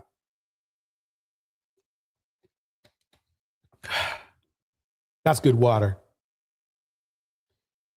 In the United States, you would have to have like evidence or to be caught in the act. You would have to have concrete evidence or to be caught in the act. In places like Brazil or pretty much anywhere in the developing world that y'all would call second and third world countries, right? They don't need evidence. They just, hey, okay, somebody paid us to come take you to jail. That's it. So I guess he's trying. See, this is recent. From David Smith. David has a problem. Check out David. David has a problem with these dudes too. And that I'm here for it. But the thing is this. It sounds like to me, he's trying to indirectly defend his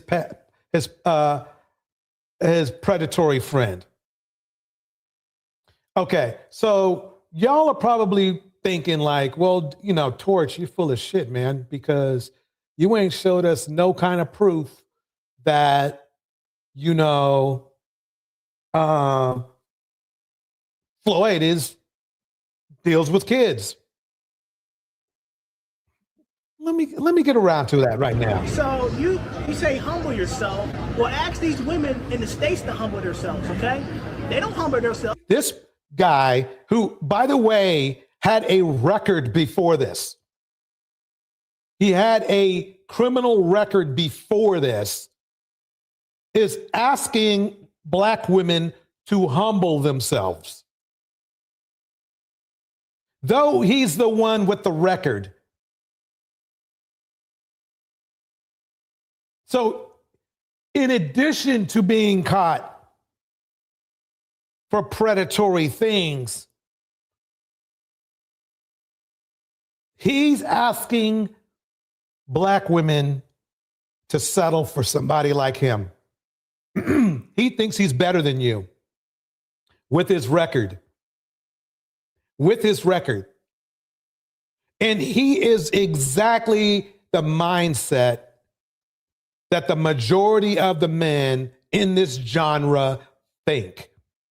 They could have been the dirtiest, lowest, muggiest, ugliest, worst human beings ever. And they still think they're better than you.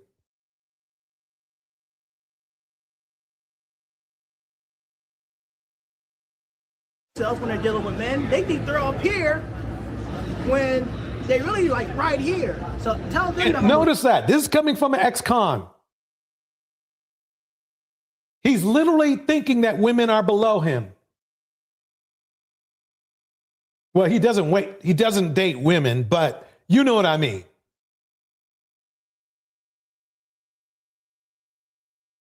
So I guess it's time. Oh, and oh, look. And his boy gets in the mix. I had somebody leave a comment in my video saying that I need to humble myself. To keep it short, I won't be humbling myself. Because I told you, don't they sound the same? Sound the same, do the same. Sound the same, do the same.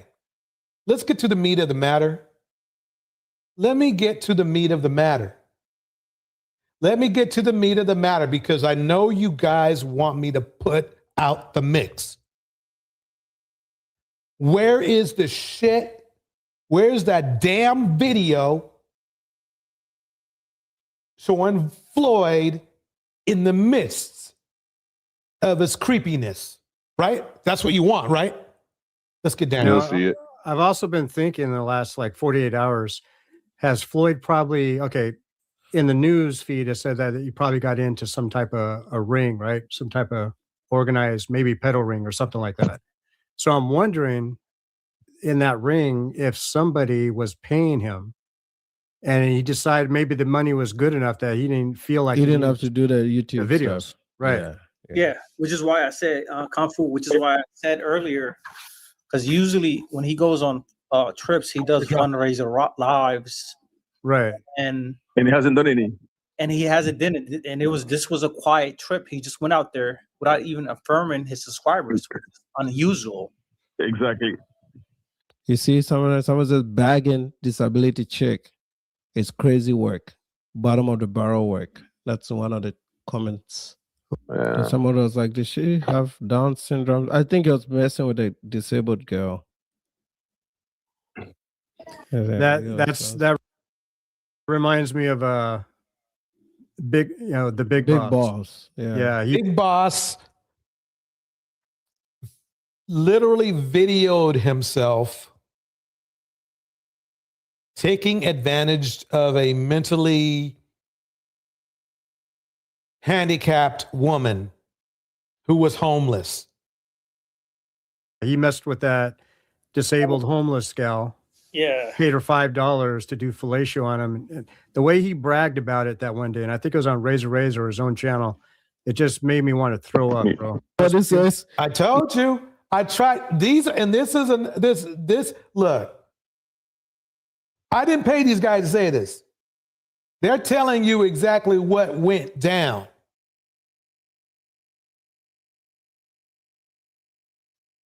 This is why BMT, they're not taking the actions of just one person. See, you think what you're trying to do, BMT, is act like, oh, it's just one or two of us. F that, bro. You saw your boy do that to that woman where he literally took, really, quite honestly, he should have been arrested for that. That poor woman made her do fellatio and didn't even give her the $5. That was effed up. Listening to this live makes me want to give up on life. Go ahead, Kev. Now, when I first seen him on Austin's channel, I only saw a few, and I was like, this guy puts me off because he was sitting there bragging about being a passport bro, basically, and how well he's a chick magnet. And I put in the chat, I was like, you're no chick magnet. Exactly.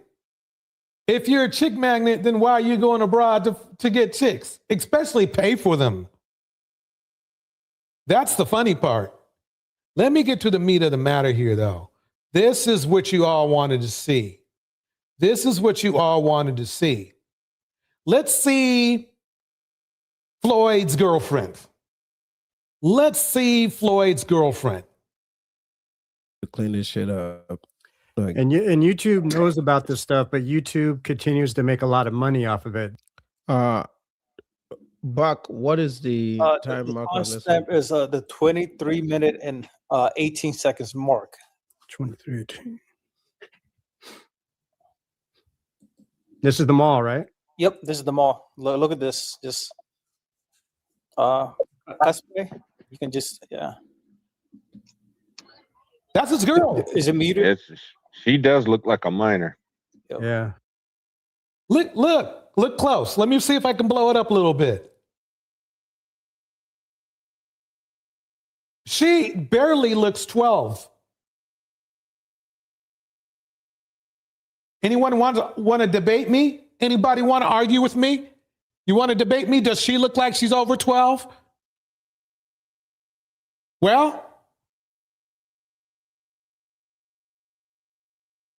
anybody who thinks she's around 12, put a 1 in the chat. Look. That's his girl.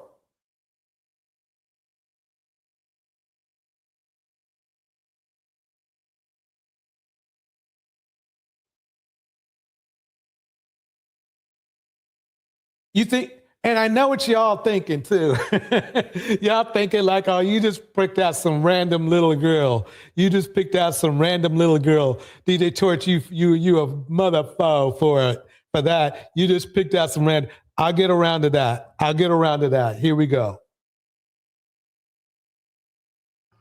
Like 14 or something, man. Yeah. Yeah. If it was in Southeast Asia, I would say maybe not, but for South America, this is a minor. Yeah, bro. South America, yeah. Look at her. I wanted to eat something different.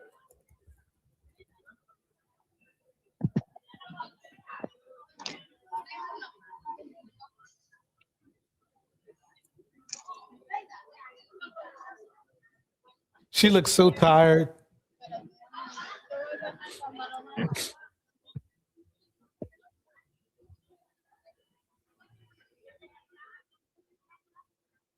Man, you listen to the room. You listen to their room. You saw that chat? Yeah. You saw that post? Someone Yeah. said he's on the post. He's on a date with a child. Let me go slowly so you can see it. This guy is new, bro. Yeah, that's what I'm saying. The more I look into this, like what's his name, Buck? Passport Blueprint. You know, when he said you had to have known. He has a point. The more I'm looking into this, Yeah,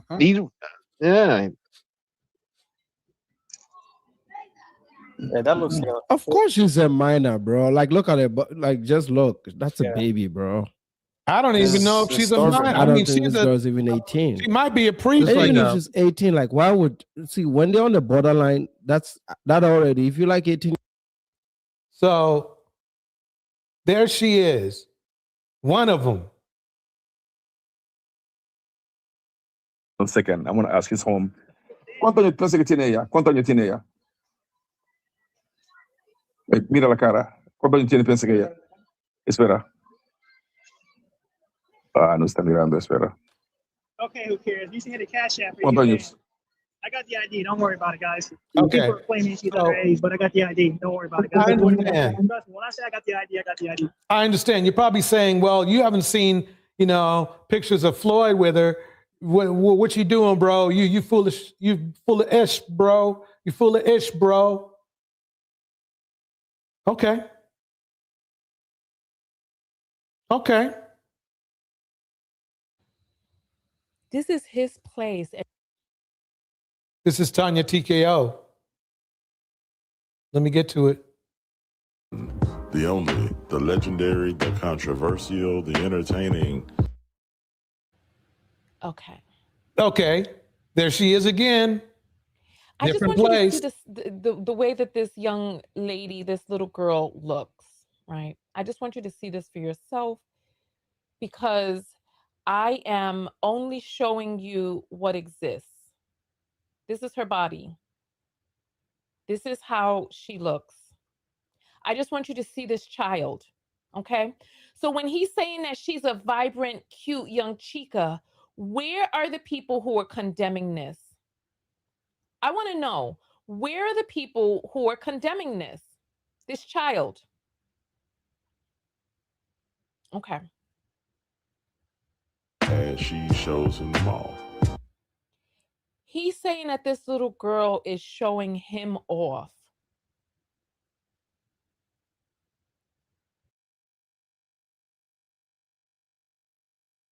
I want to show you that. There we go. Let's see how they living. Get back in here. See, wait. There you go. I don't like that she gets in the front. You better not.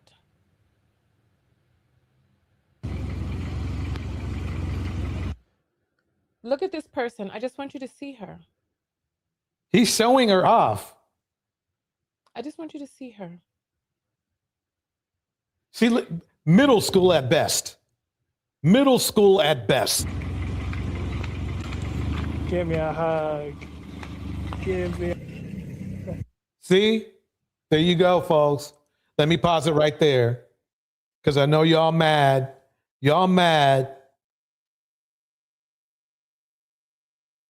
She looks young enough to be at least her daughter, if not a granddaughter. His daughter. Easy. Tomas, you read my mind. Welcome to the Passport Bros. Let me tell you something about Floyd. Floyd was not just another Passport Bro. He was Austin Holloman's right-hand man. He might even say he was Austin Holloman's equal. At the very least. We're not just talking about some guy who was in the unknown and nobody knew what he was doing. They all knew what he was doing. That's why I'm not vibing with BMT's jive. BMT, I know you're trying to protect a sinking ship. But between Big Boss, Floyd, J. Rello, Johnny, y'all got some sickos. You all got some sickos. Some with, some without priors.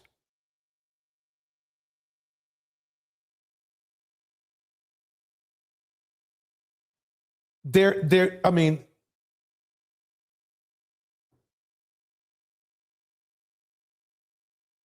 Hyena says, and Big Boss told Floyd that stuff like this was evidence, so they knew what he was doing.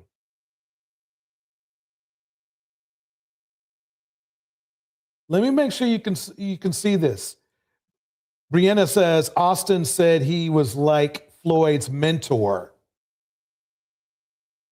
and teaching him what to do as a passport bro.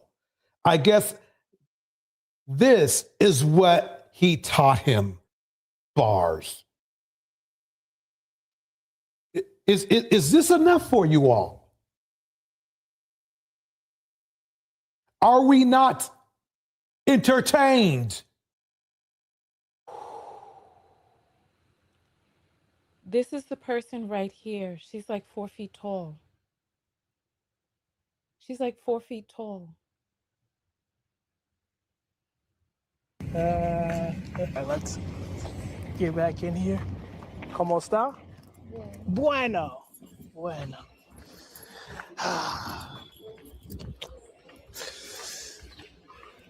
What is it?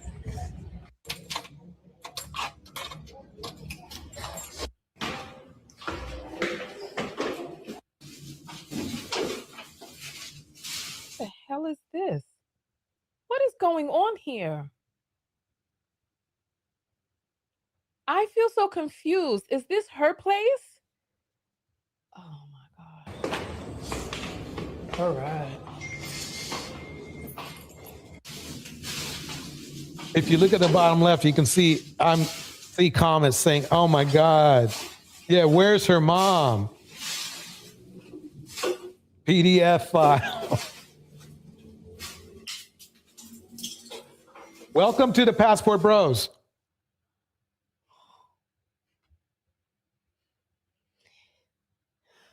And he's like taping her butt.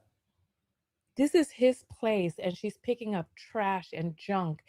And the person who created this video said, ask yourselves, do modern women add value to your life like this? This nigga is fucking living in a goddamn sty with no fucking sheets on the goddamn bed. This motherfucker got a child coming over to his house, picking up trash inside his motherfucking place. And the bitch ass person who made this video talking about do modern women add value to your life like this? And this nigga living like a fucking pig in another country. I need you to see this shit. She's in this house. These people got me cursing. Look at this sty. Look at this pig sty. Some war. So this is what they offer. Well, kids too, I guess. Women when they passport broing.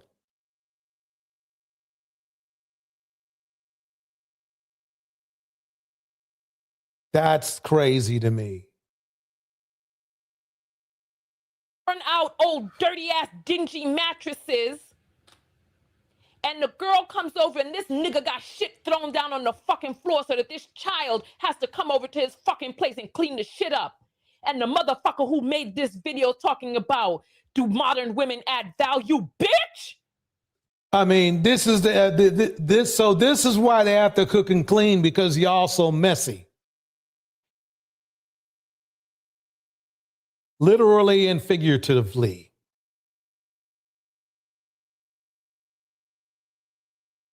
And he's sitting there filming her doing it. What a way to live. Instead of trying to protect this child, he's trying to talk about how much value you could squeeze the fuck out of them. This can't be for real.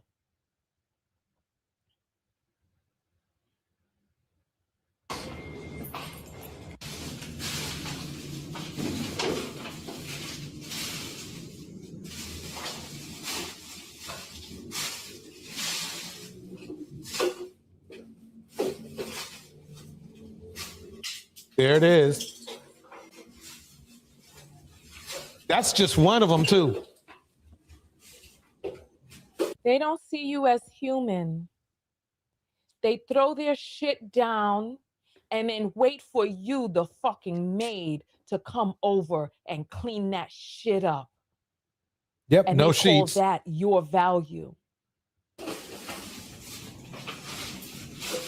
This is what they had to offer. This is what they have to offer. Welcome, Betterment. This is what they have to offer. This, ladies, black women, feel relieved. This is what these men in this genre had to offer you. He had this little girl taking advantage of her, have her clean up his house when it's not her responsibility to clean up his house. She doesn't live there, and it shouldn't be her job to clean up after him. He should be the one that should be able to do all this by himself. He's an able-bodied person. He's a grown adult. You should be able to wash your dishes, cook your own meal, clean up after yourself. Like, if a guy is dependent on a woman to do all that, then he's no good. Right. He's just lazy. Absolutely. Because his skanking nasty ass couldn't pick that shit the fuck up before she got there. He don't give a fuck. This nigga laying down on fucking dingy ass mattresses bareback. And then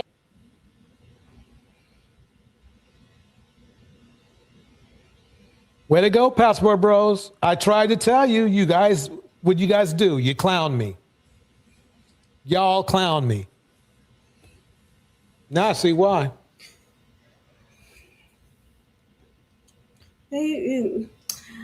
Lazy. That's why they go overseas. They're not trying to look for mature women. They're looking for little girls because they're easy to manipulate. They can tell them what to do, and these girls will do nothing because they can't defend themselves against these men that are bigger than them. Right. Because the laws here in the States are very different than the ones in like Latin America and other developing countries. But the fact of the matter, in this video, we see what type of female they're going after, and it's not the older women that are 35 and over. They're going younger, like 17, like 13 through 17. These are the girls they want to be with, and they can't do that here in the States because they will go to jail. And didn't this guy have a record or something? Yes. What kind of record is it? Let me dig it up. Hold on one second.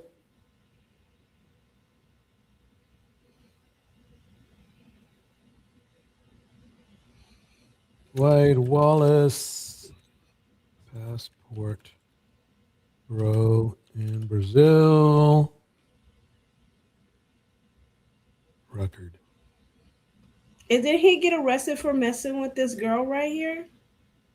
Or was it for something else? He got arrested for trafficking. Not just one girl. It's not just this one.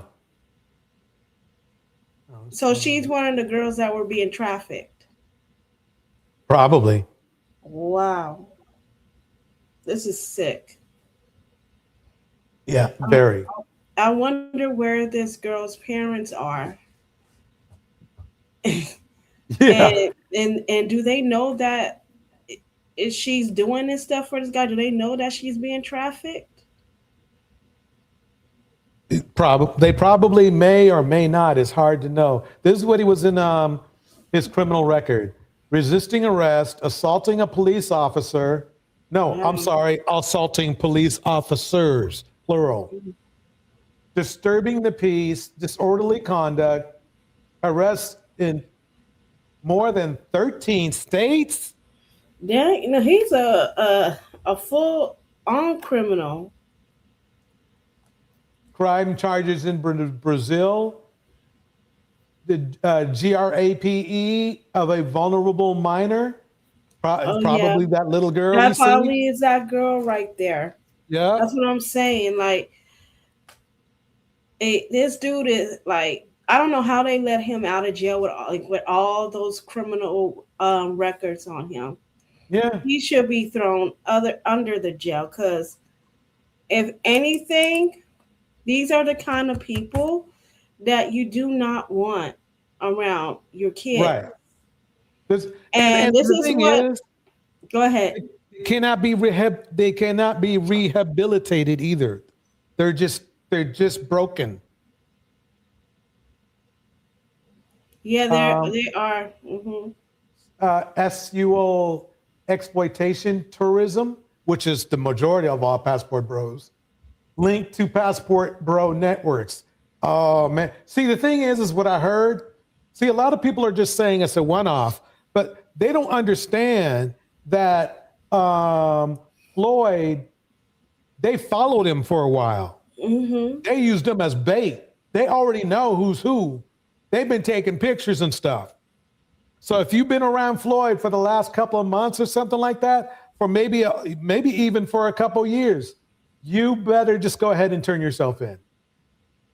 Right.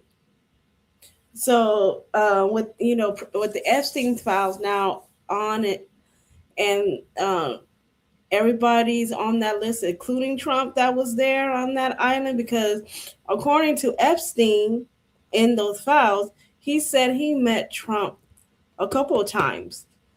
And I'm not surprised that Nicki Minaj hopped on that MAGA train, because we all know her husband is a PDF file. Yep. And her and family members are PDF files. Yep. Yeah, and this is why she's hopping on the MAGA train, because these MAGA support PDF files in their circle, even though they're pretending that they are against these PDF files and they're all for the children. They're not. Yeah, to me, it appears they're doing the exact same thing the Passport Bros are doing. Oh, we don't play with little girls, But look what Trump has pardoned. He pardoned PDF files that were in federal prison. He pardoned them.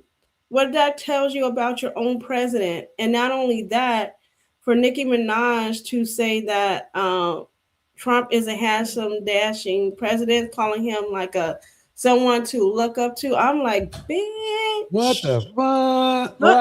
What is wrong with you? Going up on that stage, sounding dumb, talking to Erica Kirk, and saying and putting down Black women and girls just because in your head you think that Black girls are tearing down white girls and white women, when it was the other way around. Onika, you are not from this country. You are from Trinidad. Right. I don't know what you've been doing since you lived here since 5 years old, but that's not what happened in this country. It was opposite. Because if you look back in history, during slavery, Black women were forced to cover their hair because white women were jealous that Black women were decorating and styling their hair. Right. And it's still happening today, even when we do have it's a hair law that passed like a couple of years back. I forgot what it was called. If you guys can tell me in the comment section, because that's why those laws passed, is because Black women were being discriminated at work because of their choice of hairstyles. That never happened to white women ever. Right. And they wear just as many wigs and everything too. That's the funny thing. Exactly. I'd like to welcome to the stage, Deontay. How you doing tonight? I'm doing fine, DJ. Can you hear me? Sure can. You sound perfect. Okay, and I believe that was called the Crown Act, the protection of the yes, that's what it is, the Crown Act. Yeah, you're right. Yeah. Well, since we on Nicki, let me kick up some Nicki for a minute, and then we can dive back into and we'll compare her and her boyfriend Isn't there a petition out for her to get deported? Yeah, it's not And nearly it close got enough. over 50,000 50,000, yeah. signatures. That ain't gonna be I enough. was I mean, like, the thing is, dang. the thing is this. The petition been out since July, but it's just recently being signed because people are tired of Nicki Minaj and her lies. I guarantee you, half of those people are from the other conservative side secretly. And I bet you those conservatives are the ones that are signing those petitions. Yeah. To get her deported. I bet you it's them. No, because they're acting like they like her right now because they're acting like she's she's dancing and doing all the things sellouts do, but they know she's a liability. That's why I'm like, no, do not deport her. Keep her over there. She can stay over there. See, here's the thing. Like, this is what I said on my channel. Like, I send a message to her saying that once they're finished using you as their puppet or whatever, they're gonna discard you like they did Candace Owens and the rest of the Black MAGAs, and they're going to move on to the next. And you're gonna be sitting there looking stupid and exactly. and wondering, and she's gonna have a full regret. She's gonna regret every choice that she made because MAGA wasn't behind her in the first place. And she's talking about, Christians being prosecuted in Nigeria. There's Muslims being prosecuted as well. Right. And it's not a certain religion. It's like that's being targeted. There's also It's everybody. It's just everybody's getting it. But she's just focusing on the Christian part, not knowing the whole story. And the thing is this. The thing is this. What she's doing is just an excuse. Yeah. You think MAGA gives a shit of what's going on in the Black Christians in Nigeria? They don't care. They're focusing on their whiteness. Right. Let me play this clip right here. Go ahead. Nicki Minaj's husband, Kenneth Petty, charged with failing to register as a sex offender. E! has confirmed through the U.S. Attorney's Office of Los Angeles that Petty surrendered to federal authorities and was taken into custody today. According to court documents filed on February the 25th. Let me make it clear, this is 5 years ago. And obtained by E! Petty was indicted by a grand jury for failure to register as a sex offender. According to reports, Petty ran into legal trouble after being pulled over by the Beverly Hills Police Department last year in November, when the department determined he was registered as a sex offender in New York, but not in California. She enabled him.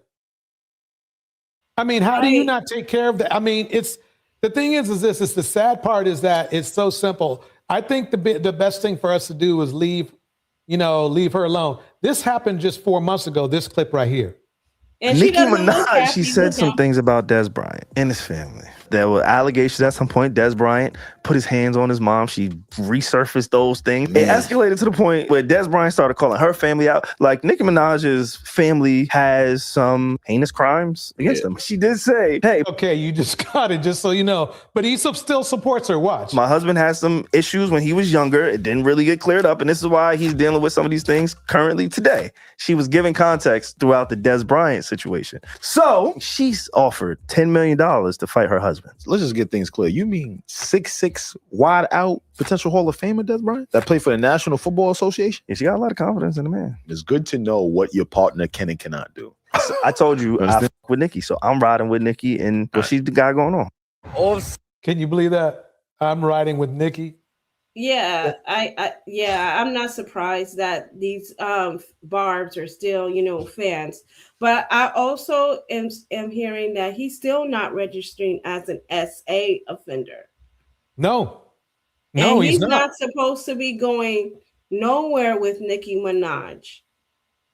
No, if he's not exactly. registered. You nailed it. You nailed it. And then he still has the nerve to do stupid shit like this. at? What's poppin'? What's poppin'? Where money, man? What's up? Yeah. What's that, man? Yeah. Huh? You don't know. They said you don't know. Zoom. I'm at vacation. Yeah. You're planning your funeral. And all the way to the street. I'm getting out the jet. He literally starts an online beef or threat with Offset, who's messy himself. It's like Nicki, it's like, and the thing that makes it funny to me is it's not really that Nicki changed sides, because that's just normal behavior of people flipping. People flip all the time. It's the way she did it and the way that she's behaving as if she's better than everybody, but she's sleeping with a literal criminal. Still, I can say it, not an ex-con. He's literally broken laws where he still needs to be adjudicated for. She's sleeping with a literal criminal every night. You can't make this stuff up.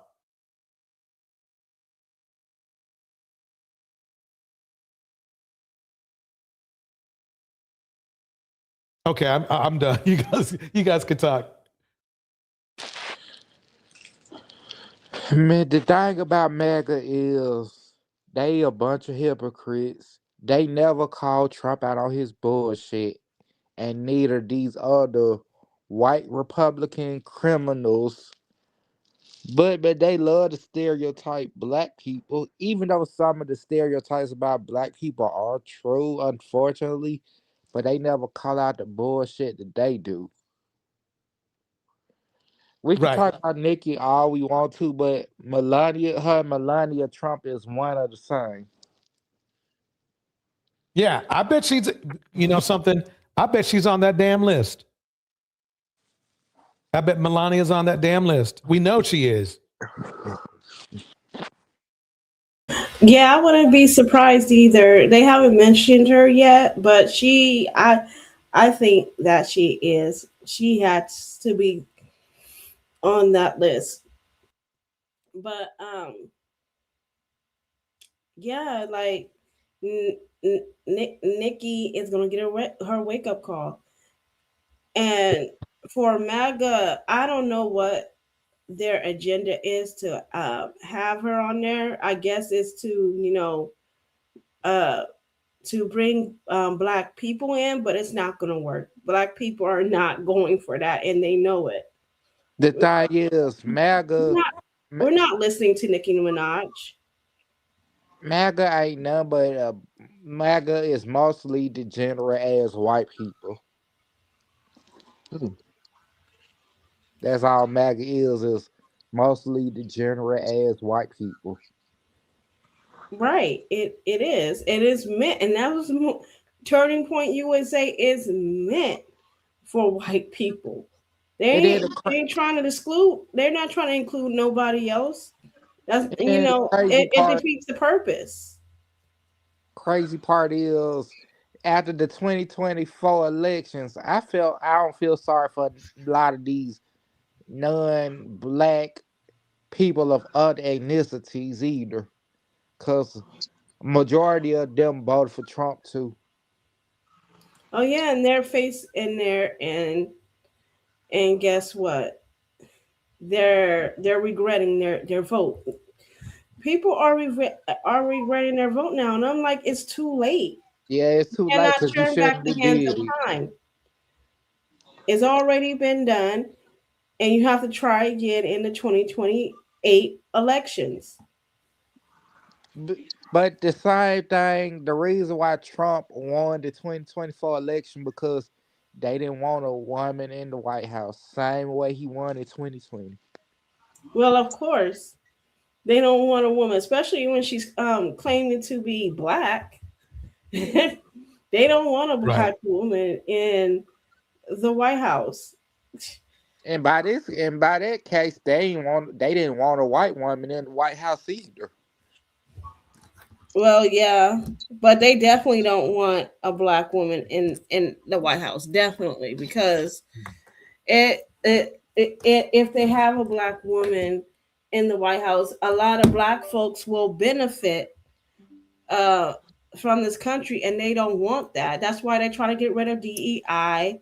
They're trying to get rid of the 1964 Civil Rights uh, Amendment. They're trying to get rid of that, and they're doing their best to get everything back before the civil rights movement. Black people cleaning up their houses, uh, going into the fields picking cotton, fruits, vegetables, whatever. They don't want to see black people thriving in schools. They're trying, and speaking of schools, they're trying to get rid of these anti discrimination rules and laws out of these schools, so that black people won't have protection in Right. these schools. Because if a black person is being called, the N word, racial slurs, and they go up to the principal and say, hey, this person is calling me X, Y, and Z, then the principal is going to say, well, what do you want me to do about it? Right. Here, let me play this clip real quick. This is Deontay's. I want to play something for Deontay because, he loves this guy so much. So let me play him. Here we go.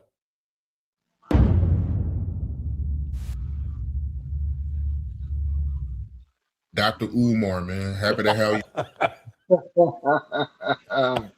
Not Umar. This is his input on Nicki Minaj, though I think Umar is just as much as a hustler. Here we go. Are you back? It's been a while, man. I mean, I haven't had you on here in a while, man. Yes, sir. Peace and Pan-Africanism. It's been 6 months. Christmas Day It would should be make peace and scam Africanism, really. 6 months. Yeah, man. It's been forever, man, since me and you did an interview. But, we here now. It's a lot I want to ask you and get your take on. Nicki Minaj, how you feel about the backlash she getting right now? Yes, indeed. Yes, indeed. Nicki Minaj, I have always felt, in my opinion, is one of the most lyrically gifted female hip hop artists that we've had this century. Very talented artists. As you know, she used to date Meek Mill at one point. And, he's a phenomenal artist. And he was in prison too. Were not far behind his in terms of quality. So she's a very talented artist, very talented musician, a very beautiful woman. When I saw her interview with Erica Kirk, Charlie Kirk's widow. Let me pause it right there. He made comments about women should be natural. And Nicki is anything but that as far as natural anywhere. But let me continue. Here we go. It almost blew my mind because I was not aware that she had joined the Donald Trump bandwagon. So this past Sunday, December the 21st, she was in Phoenix, Arizona. It was Turning Point's USA Amerifest conference. So this is the conservative think tank, foundation, organization, and movement that Charlie Kirk helped to co-found. So she was interviewed by his widow, Erica Kirk, for about 30 minutes. And some of the stuff that Nicki Minaj said out of her mouth left me flabbergasted. She said things like Donald Trump and J.D. Vance were heroes, that they were role models for our children. She said that when they speak, she can tell that they're speaking for us, that they make us feel proud to be American. She said that they have given us a chance to beat the bad guys and win. She also said something to the effect that really bothered me. And the bad guys, by the way, are basically what they call the left. I said, Torch, it's not you know why just she that, did and I'm this? paraphrasing. I want to try to get it correct. Wait, so I'm sorry. Go ahead. You know why she did that? Because all her ops, like Megan Thee Stallion and Cardi B, and all them supported Beyonce. That's probably why Nicki switched sides. I mean, that's Not probably why only Nicki that, going to the left. not only that, the music I industry mean, right. turn their backs on her. They don't want to deal with her no more because she's crazy. And That she too. ain't the only one. Not only that, but well, shout out to Mr. DJ Music in the house. Also, shout out to Tomas.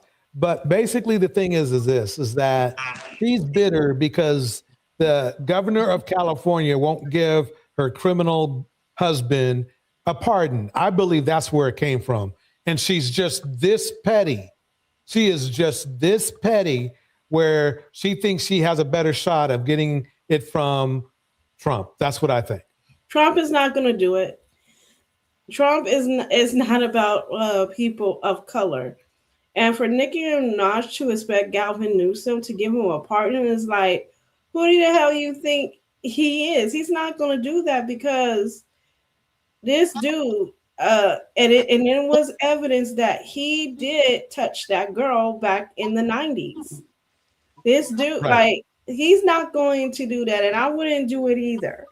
But getting back to Black people's rights getting taken away, and Onika, for her to sit up there in front of Erica Kirk, talking all of this mess about Black women making white women I'm trying to get this straight. Excuse me. She's talking about Black women making white women feel bad about their beauty, and then saying boys will be boys. Like, girl, what are you talking about? You make no damn sense. And on top of that, they're taking Black people's rights away, not just Black Americans, but Blacks from Africa, the Caribbean, wherever Blacks come from.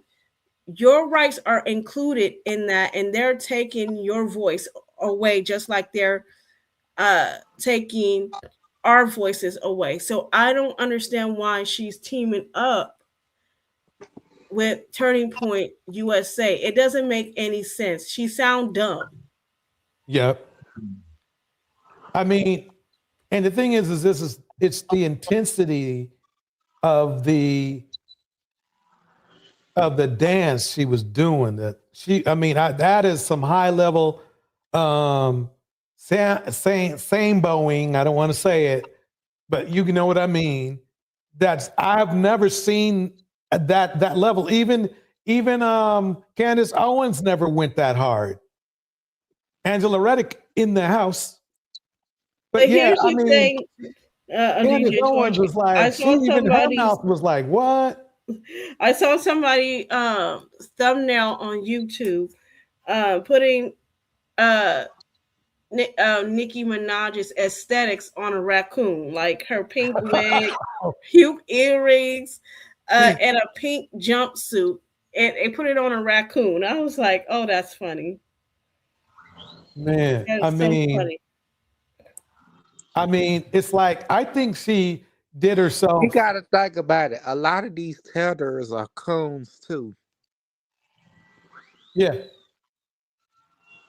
But I mean, the thing is that she did everything she needed to do to literally blow out her whole following. She insulted Black women, and she assaulted, alternative lifestyles. That's basically at least 3/4 of her following. So, hey, that's fine with me. That's fine with me. Because think about it. It's kind of a win-win if you are not, and I don't want to let's be specific, because there are people who are conservative who don't believe in Donald Trump. And there are people that are Republican who don't believe in Donald Trump, or that group. They have their own thing. They just quiet right now because they're outnumbered. So I don't want to throw those words out there because those are actually technically, whether I agree with their beliefs or not, at least they're trying to do it for America. Somebody said it, DJ Torch. Be specific and talk in a way of, what was the name of that thing they did in Arizona? Turning Point USA. Let's call them turning pointers. She's trying to become a turning pointer. The problem is that her resume, her husband's resume, is ruining her chances because they're not with that. That's the one thing. They might be with it for certain people, but not for her, if you know what I mean. Yeah, I know what you mean. Somebody said it. It says Trump can't help with state charges. Exactly. He's was he prison in New York? Because if he was, he's not getting out. He's definitely not getting out. Yeah. So I think I think quite honestly, I think why Nicki moved to California is she thought she was gonna get something for her creepy husband. Yeah, she was wrong. And she was wrong. Dude's like, what the fuck? You know? And I mean, what did she expect? And I guarantee you that's where this whole thing is. But I'm not saying this to give her grace, because if she's willing to throw away her career and throw away all those those fans' support, then she don't need to be. I'm not making no excuses for her, but I believe that's probably how shallow her thought pattern is, because she came out of the blue with this. I didn't see any transition at all. She just, for the last couple of years, she got in a little fight with the governor about some other stuff about bathrooms or something. And then all of a sudden, she just flipped. Now, I think all people involved, including, on both sides of the aisle, should be a little bit weird on what she's doing, because it's not genuine at all. Now, I don't care what she does, and I don't want her back, on any other side, because it would be disingenuous the way that she bailed on her own following is disgusting to me. Yeah, most of her following are mostly Black Americans. Black Americans and people who people of different lifestyles. Mm-hmm. And she effed both. The gay community too. Yep, thoroughly. That's what I meant. Thoroughly did it. So she's really not a viable product anymore if you had to look at somebody as a product. Mm-hmm. For somebody to support you or to represent you, she's not with it. It's clear. She's left herself in a situation that I feel like Brian McKnight left himself in, where he literally alienated the very people who support him the most, and there's no coming back from that. So he can stay over there with Anton Daniels and be another misogynist. He'll fit in just right. And he should stay there and see if he can build some kind of weird market. The problem is he's talented in what? Singing love songs to women.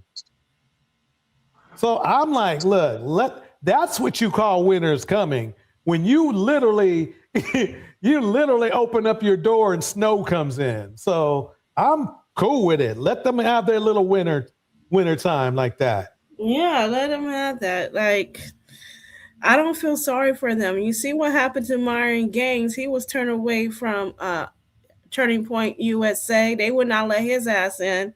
Yeah. They got rid of Officer Tatum. Yeah. Candace Owens, that's another story. Ask They want her Stacey back. Dash. All right, let's Yep, get back to Dr. Umar. Wait, somebody went in. You know something though? You know something? Man, Deontay, guess what? I'm gonna have to do another dang political live stream. You talked me into it, bro. You talked My me live into it. stream is tomorrow, DJ. We can talk about it there. Oh, definitely. Yeah, tomorrow at what time? What time is it at? 8:45 my time, p.m. Okay, a.m. or p.m. p.m. p.m. 8:45 p.m. Pacific time. Pacific time. Got it. Everybody, you heard it. So yeah, I mean, definitely. I mean, the thing is that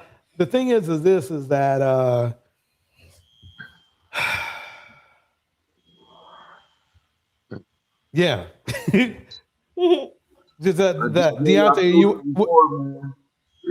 almost everything is going to lead back to politics in the end. That's the point. I mean, that's what all of it is, you know. So, but I'll say one thing about Nicki, and I know you guys probably not going to agree with it, but time will tell. I don't think we got to wait too long for this, but I don't think this is going to affect Nicki as bad as we are thinking, because I thought the same thing at first. But I know she lost followers and everything like that on her social medias, and people are throwing backlash. You got to remember she's mainstream though. So what I mean by mainstream is that she does have a lot of not just black but also white supporters, and she's got a lot who are not liberals. She's got conservatives too. Right, Conservatives but don't this is the issue she's going to run into. You made up a good point, but the issue she's going to run into is that are these people so much into her music and her to the point where they'll buy concert tickets? Because I'm not saying that I agree with you. Because I'd probably be surprised. Like I just played that little clip where the guy said, "Oh, he's still down with Nicki after everything she did," right? But when it comes that where things start to fall apart, like it did with Brian McKnight, is when it comes to buying those tickets for the concerts, because that's how most artists make their real money. Brian's not making it off as his residuals anymore. Other people own. If he's lucky, he owns part of that residual. But most of them, they've already sold them out to record companies when things got tight for them. So no, I agree with you, but I think also keep in mind that Brian McKnight is not considered not even one of the top 5 greatest R&B singers of all time. Nicki is considered. Some people think he's number 1, at worst number 2. You know, so she has a way bigger following around the world than Brian McKnight does in comparison. Right. Exactly. I just don't see her fall, because I just don't see her falling off like that. This is egregious what she did, but it's not really that, because I'm starting to think, like you guys said, Trump can't do nothing to her husband to help him out. She's a naturalized citizen, so it ain't like they can just kick her out the country for nothing. Like I don't know. They're making No, up some she's shit not a these days. citizen at all. She has to be, otherwise. No, she's not. She's not. She said it herself that she's not a citizen of this country. So she's on the green card then? She can travel, like she does have a passport to travel, but she's not a neutralized citizen. She wasn't born here. She was born in Trinidad. She came here when she was 5, and when she did try to sign up for citizenship when she married Kenneth Petty, they denied her citizenship. Yeah, I'm looking at it right now. I just Googled it, and she is definitely not a citizen. So, wow. So she's been here a long time. Well, she's got to have some kind of legitimate way that she's here. She can't be an illegal person. And then if she went to the people, that's the number one people are kicking out illegals. That don't make sense. No. Hey, look, she better not piss off Trump now. That's the mistake. But see, that's the mistake she made. Now she's on their radar. So the I problem can't she believe has illegally though, because she's not that dumb. No, Like, she's here legit. She's probably got some time. She's got a green card. Wait, let me read it right here. While she hasn't publicly detailed her exact paperwork, reporting indicates she likely holds a U.S. green card, lawful permanent residency. So, but I'm telling you, I've heard them. I've heard them talk about getting rid of those people too. yeah, I have heard them talking about that. But even if they, because it's like I don't know what Drake's citizenship status is, the Canadian superstar. But I'm sure he's not a naturalized citizen. I think he's just doing the same thing. But that is a different story because it would be a lot of people, even conservatives, that vote and donate to Trump, who he would have to get rid of, who aren't naturalized citizens. That's true. Wait, guess what? Drake has U.S. citizenship through his father. Oh, that's right. His dad is American. Okay. Well, either way, plus she's married to Petty and he's an American. So That could be true, but that doesn't mean that grants you citizenship. Her son is a citizen, but not her. no, I understand with that. I know how that works. It Yeah. doesn't make her a citizen, but she's able, but because she's married to an American, then she doesn't have to, like, they can't just deport her for anything. She hasn't done anything wrong to get deported. She can fight that. But a lot of people haven't done nothing wrong and they still getting deported. They don't care. Most of the people who they're deporting were people who came over here straight up illegally. Well, not everyone.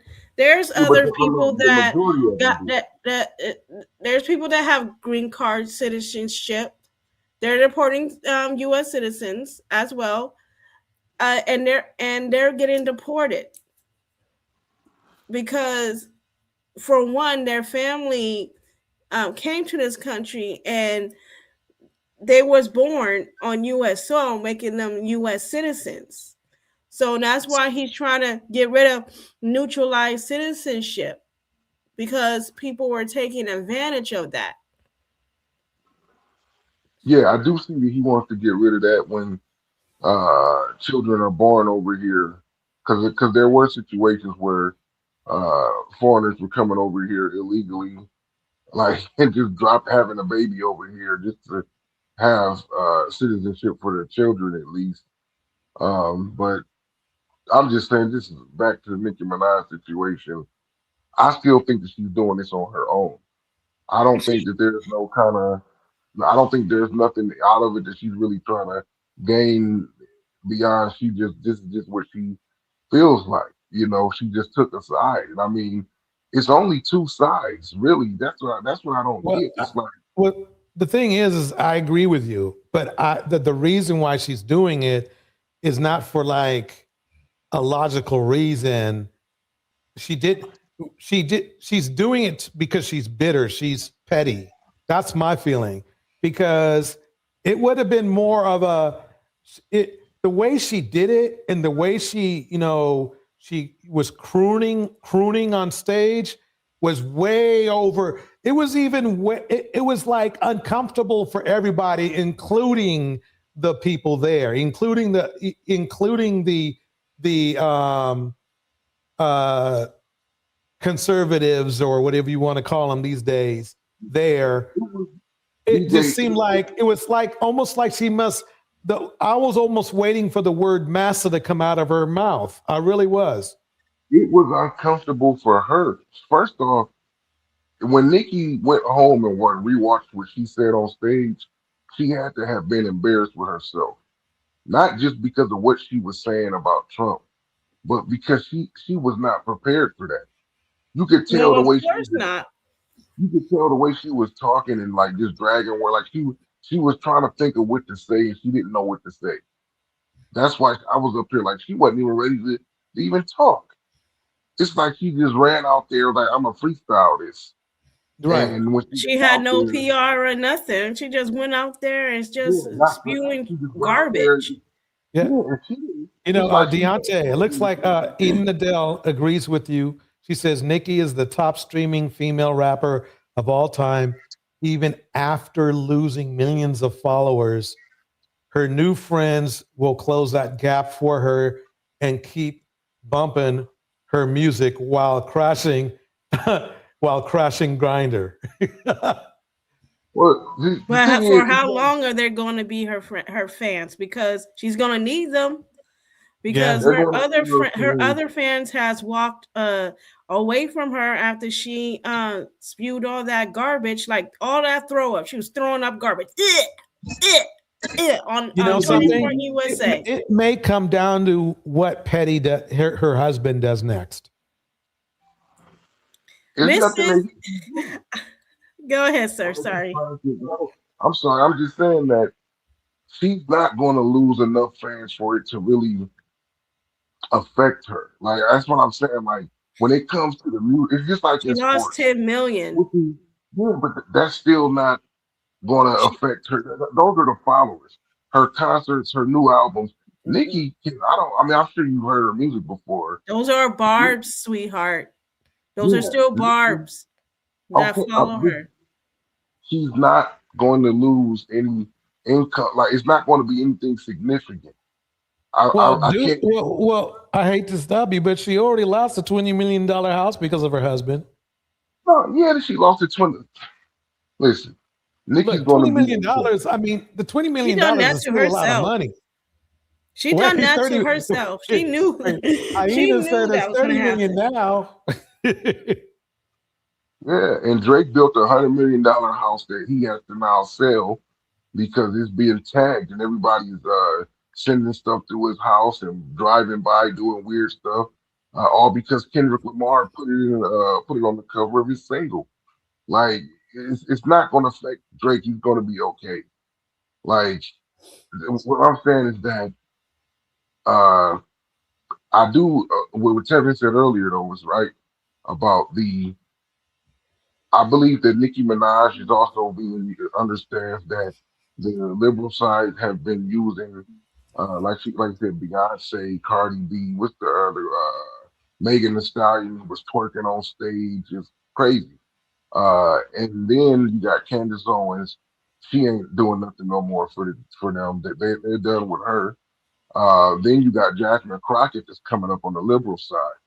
So I think that they feel like they need to try to balance this out somehow. Kind of like how Trump was trying to push Tim Scott and Byron with Donalds during the election. You know the two black guys. But like you said, once he's done with them, he don't need them no more. He just throw them away. Trump ain't mentioned Tim Scott or Byron since the election. They're trying to throw away that one Republican from Texas, Wesley. What's his name? They're trying to stop him from running for Senate on the Republican side, and I was like, yeah. But as far as Nicki Minaj goes, she can't compare to Jasmine Crockett because Jasmine Crockett is educated. She's a lawyer. She studied the law. She knows what she's talking about. Nicki Minaj is just a rapper. What law school has she gone? What laws has she studied? You know what I'm saying? Like, is they pick dumb people. Like, MAGA is picking dumb people that makes no damn sense. And if Nicki and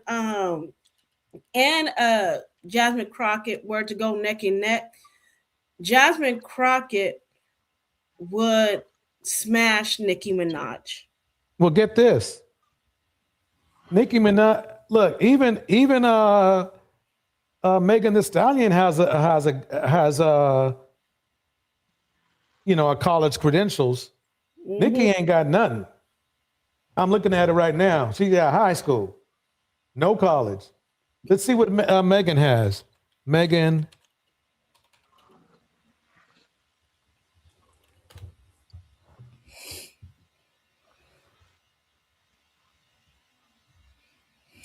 Oh yeah, Doechii is passing her. Texas Southern She is passing University Nicki. Bachelor's in Science. Completed while already famous. Yeah, because the newcomers, they're passing Nicki Minaj. They're passing her, and Doechii's one of them. And I hope Doechii makes it too. I don't think that Nicki's trying to run for office. They're just using her as some. It's not about running for office. They're just using her to combat Jasmine Crockett. Maybe. Yeah, they are. They don't want to do that. It would be a slaughter if they got Jasmine Crockett debating against Nicki Minaj. It would be a short battle. They're not trying to get them to debate. They're just trying to use Nicki's image to galvanize any black people that they can. Okay, that's all it is. And of course, she's going to turn off a lot of them, but it's also going to be some, just like how they got the black men, they trying to go after the women now. That's all they're doing. She can't compete against Crockett in no debate, no. But at the same time, Nicki's image of the hip hop culture is what they're using to weaponize. And Jasmine Crockett, as educated as she is and professional as she is, she's weaponizing the hip hop culture as well. Because she understands this is a different type of, if you are 30 years old and younger, especially the 30-year-old and younger people, it's a whole nother generation now. They don't care about political history, if you got a degree or not. I mean, they elected Trump from a TV show. Okay? Like this dude was a celebrity selling McDonald's commercials. All right? Like the next 2 to 3 elections, we're going to see something that we really never seen before. We're going to see other celebrities, if not win the election for president, get nominated to one of these parties, and they're not going to have no business background or nothing. At least Trump was a businessman who understood what he was doing with money. Like these people, he tried anyway. Look, it's funny. If you look at his history, he's not exactly the genius that we all think he is. No, he's not. He had a lot of failed businesses, and it's on record too. Yeah, well, let me read Edie Nadel's message. She says, Nicki has hundreds of millions, of followers across social media. Losing 10 millions is a hiccup in her world. Bars. Her new friends will treat her well while she's useful. Then she'll be Candace Owens. Yep. Exactly. Shout out to I Said What I Said in the House. Political geniuses in that. We got political geniuses in the chat. That's for sure. No, Nicki Minaj is trying to bring in her barbs, not black males, barbs. No, I didn't say black. What I meant. No. I'm looking at the comments, not you. Oh, I'm sorry. Yeah, she's not trying to bring in black male vote because the black male vote is already there on the conservative side. She's trying to bring in the barbs. That's what she's trying to bring in to vote. Right. Good luck with that. She already insulted them. B-boys didn't help much. Yeah. That didn't help much because the thing is most of the people who were not black who followed her were in that alternative thing. I rarely see a straight non-black person following Nicki Minaj. It's so yeah. So anyway, but I also want to shout out to I Said What I Said. She's got a political thing going on with her too, and I want to make sure she gets her flowers along with a remix. I want to make sure everybody pays attention and visits and supports. Dang, what am I thinking? Pretty Black Misha. Got to support her too. And betterment of Black women. Okay, I did my commercials. You guys can go. I want to hear what else Dr. Umar has to say on this video. Yeah, that's a good idea. Let's see what's up. But she says something to the effect that it's not just that we tell black children to feel proud of themselves, but it's like we're doing that, and at the same time, we're telling other children not to feel proud of themselves. And so I guess she was alluding to this false narrative that the conservatives are putting out there, that teaching black children black history and teaching white children the true history of America is somehow going to make white children feel bad about themselves. That bothered me because she's a black woman, or at least I thought she was. She clearly has black children.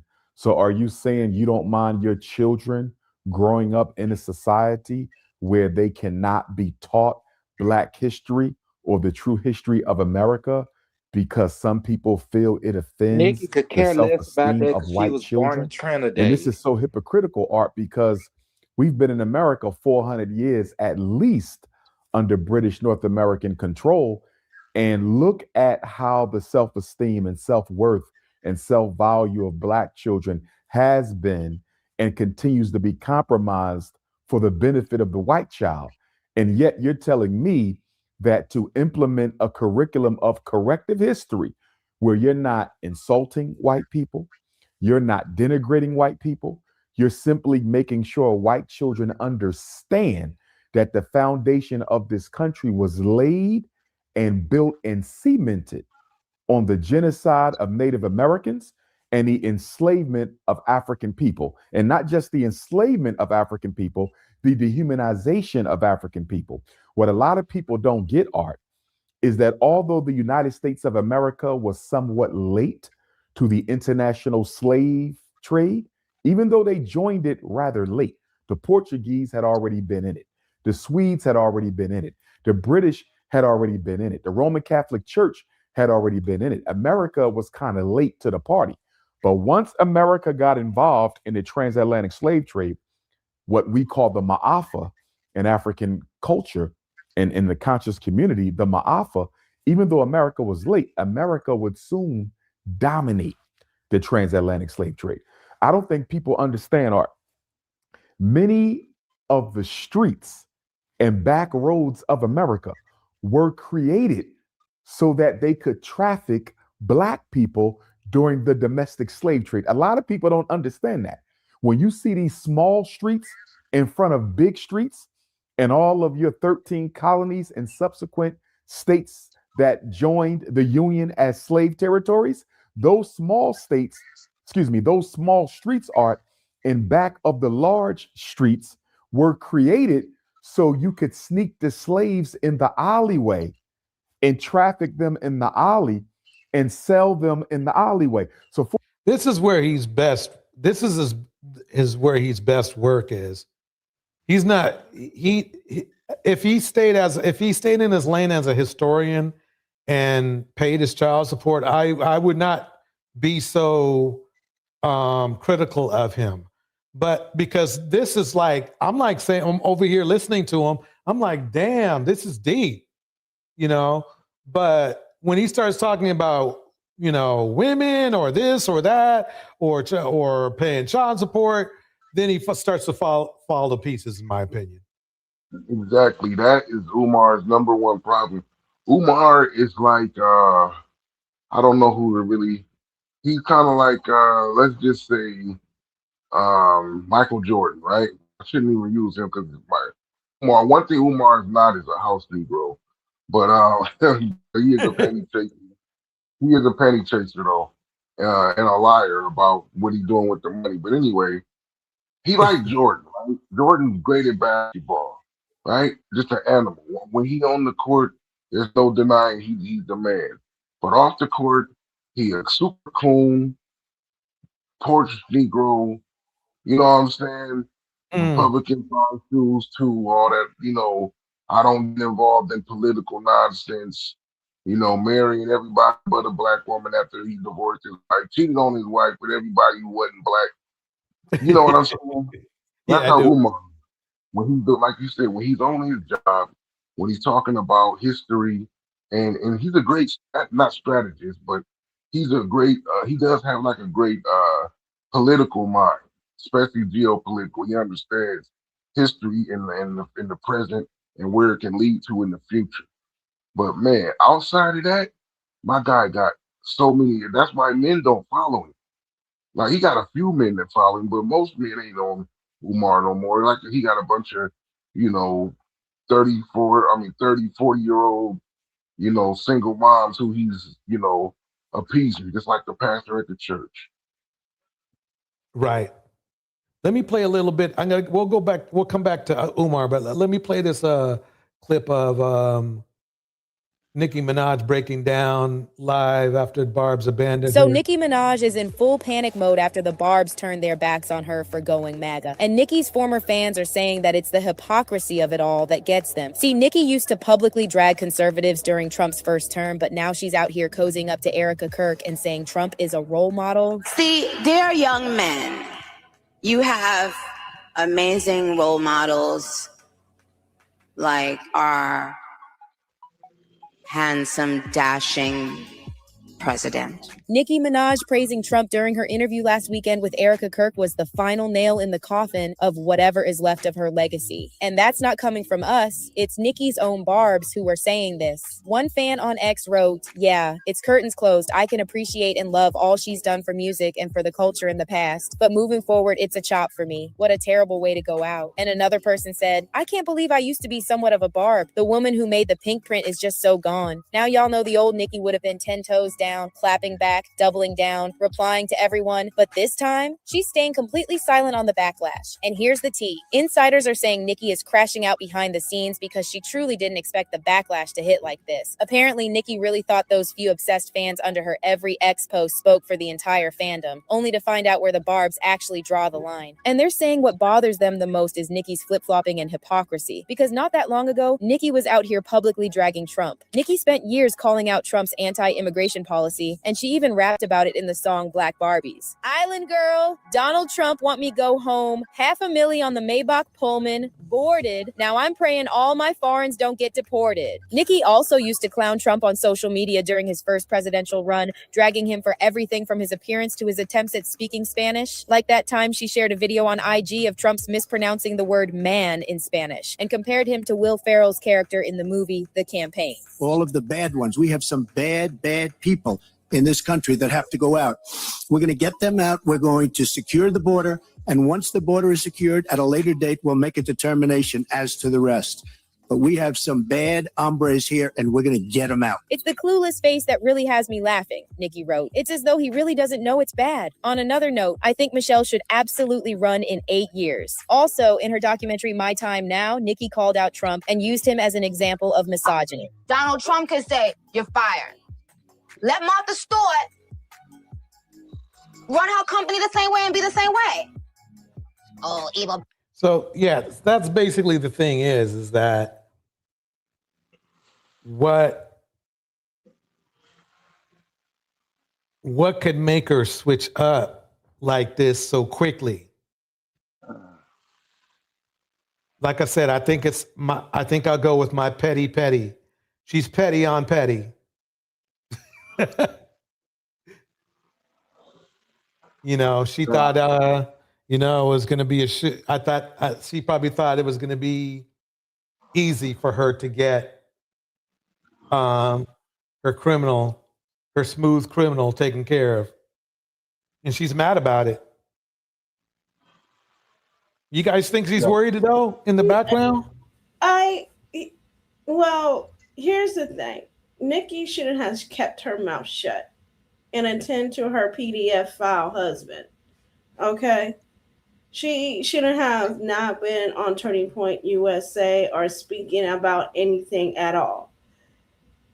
And for her to now switch teams on Trump after talking all that shit, I'm like, if I was Trump, I would pay no attention to Nicki Minaj after all the things she called him. Hell no. But Nicki Minaj, this is what she gets, and she shouldn't have been expecting that because most of her barbs are Black Americans that supported her, and her portrayal is inevitable.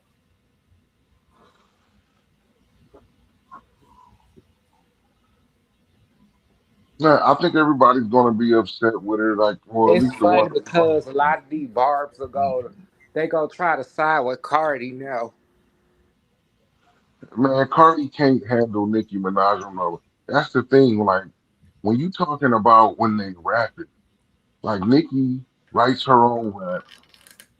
She out raps Cardi B, even though Cardi got a bunch of men that write her songs for her. Right. And Yeah. on The top, thing is that my thing. I would have quite honestly, the way they were situated before, I would have thought Cardi B would have been the one to switch up. So, and that might be still be in the mix. We don't know that much about Cardi B. I think what we learned from Nicki is that when you're isolated from regular people, you may not be you may not be you may not you might go to the highest bidder. That's my thing. Right. I don't, like I said, I don't feel sorry for Onika losing half of her fan base. This is what she get, and she's gonna lose. She's gonna lose more. She is going to lose more. I guarantee you, it's coming. Nicki would have to say something like, she would have to say something directly, ridiculously negative, like not just something like, well, black people need to get their stuff together. I'm talking about something way harder than that. She would have to really go in on black people in order for her to really have people just stop listening to her, period. She got an album coming out this upcoming year. And when it drops, and it's gonna go crazy, because Nicki, I mean, the girl come up with stuff. That's if she doesn't lose more fans. Even if Yeah, she let me lost, ask you this. That's a good question. Do you believe we should measure her success on her next drop? I think so because she's still the highest selling rapper, even though she's older than all the other hot rappers. I mean, the only rapper, it's only two rappers that's really, I mean, well, I shouldn't say that because Cardi, her last album did pretty good when it dropped. Glorilla, to me, Glorilla is the best rapper that's out of all the females besides Cardi B. I mean, besides Nicki. And then obviously Megan Thee Stallion, her albums do pretty decent, but nobody's selling on Nicki's level. I started. You know what? I stopped listening to Nicki's music when she married Kenneth Petty The because I thing thought that was is, like a in phase my that she was opinion, going through. And when I heard that she married him, I'm like, okay, that's it. I'm not listening to none of her music no more. None. I still think Little Kim is a better rapper than Nicki Minaj. I like Little Kim. I grew up with Little Kim. I did too. Yeah. Little Kim, I think she's kind of like, her mental state is not there. I think she's still going through something, but in my opinion, Little Kim made what Nicki Minaj is now. Without Little Kim, Nicki Minaj would not exist. Let's keep that real. Well, I agree with that, but that's how everything is, though. There's nothing in this world, for the most part, that somebody just created from the ground up without standing on somebody else's shoulders who came up with a part of it first. You know, I came up with A, DJ came up with B, Desmond came up with C, you came up with D. You see what I'm saying?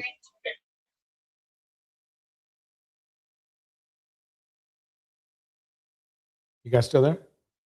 Yeah, I'm sorry, I have to mute, but Okay. yeah. Yeah, So we're still here. yeah, so look, basically, I agree with y'all about Little Kim. Like, Little Kim was a great rapper. She raps like, I mean, I don't know any other way to really put it. Like she rapped like the guys did. Like she could hang with them when it came to the bars, and that's what really set that new standard for like the female. Because it was female rappers before her, but they wasn't like kicking it like she was. You know what I'm saying? And then it just really took off from there. Nicki, like right now, she the one. And I do think that her next album is going to show where she's at. And if she go number one again and go platinum and sell over 200,000 records in the first week, then she didn't have nothing happened. She didn't lose anything.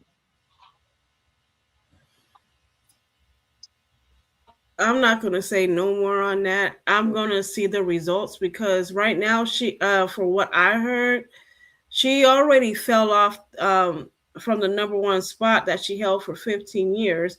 And now another rapper, I think who's up there now? I think it's Dolce. That's up there. That's taking over her streak now because she has fallen off the charts for like the. She's been holding on for 15 years. I think it was streaming. I think it was streaming. I don't think Nicki fell off. I know Dolce won a Grammy, I believe, for her album, and it did well in sales. But I don't believe Nicki fell off. I still think she's the number one. No. I think it was she fell out off the 15. She held that spot for 15 years, and now she's no longer in that spot. Well, how far did she fall? Because I remember, what I mean is this. Jay-Z once said, Jay-Z never had the number one selling album any year that he was out. He was always either number two or number three. But he was always consistently every year in that top three of all the rappers. So that consistency in that top three, whoever got number one those years, they couldn't even stay in the top five the next 2 or 3 years. So for Nicki to hold a position for 15 years, and if she fell off, I guarantee she was still in the top 3 or 5. Well, that's because there was no other female rappers challenging her back then until now. Now there's a lot of female rappers that are coming out and making albums. They're not as good as Nicki. I'll give Nicki that, but they're starting to take her place on the spot on the charts. None of these. I'm telling you that. The fan industry, look, this is like a big time football game that's coming up, and we talking about, like you said, we just gotta wait till it's played, wait till her album drop. But I just truly believe that she's gonna be okay. I think that she did this, people don't like it. But at the end of it's like Dave Chappelle when he did the transgender jokes. Well, Cardi B's also gonna have an album coming out too, so let's just see. Cardi not gonna outsell Nicki though. She can't even. You may never know. We can't say she won't. Yeah, you're right. We never know. The demographics could change. No, it could change. That's why you play the game these days. But I just don't see Cardi don't put the same stuff in her rhymes that Nicki does because she's not even writing her own rhymes. She can't dig deep and really put what she needs to in there because she telling people what she wanna. Oh, sorry about that. She telling people what she wants her rhymes to be filled with, and then they coming up with their own stuff. It's she's a complete machine that's being ran. Now she a smooth ass machine as well oiled. Cardi B is, but Nicki's just on another level, and I think that just like in sports, you might not like what the athlete does off the field, but they're not gonna stop watching. They're not gonna stop watching the dunker dunk or the batter hit the home runs or the quarterback throw a 70-yard touchdown pass. They're just not gonna stop watching it no matter what they're doing off the field. All right, we're about ready to close this down. Well, shoot, no, Darnell's here. Darnell, okay, I'll be on here since Darnell just arrived. We'll be on here for another 3 hours. Okay, Darnell, welcome to the stage. Hey, what's going on, DJ? Thank you for having me. Just chilling. Yeah. So yeah, I don't know. I say it's kind of hard to say Nicki's gonna. I guess you said Dante said Nicki's gonna outsell Cardi B, right? Like I think that's kind of hard to say. I mean, I don't know because it's like because Nicki, I think she came a few years before Cardi B, and it's like Cardi B is kind of the new generation. It's like since Dante used a sports analogy, it's kind of like a quarterback that was good back in the day, and as he gets older, he don't have that release anymore. Kind of like Brett Favre, you know what I'm saying? He started getting a little too old for the game, And I'm not saying Nicki reached that point, but it's kind of tough to say that she's gonna outsell Cardi B. I just don't see it.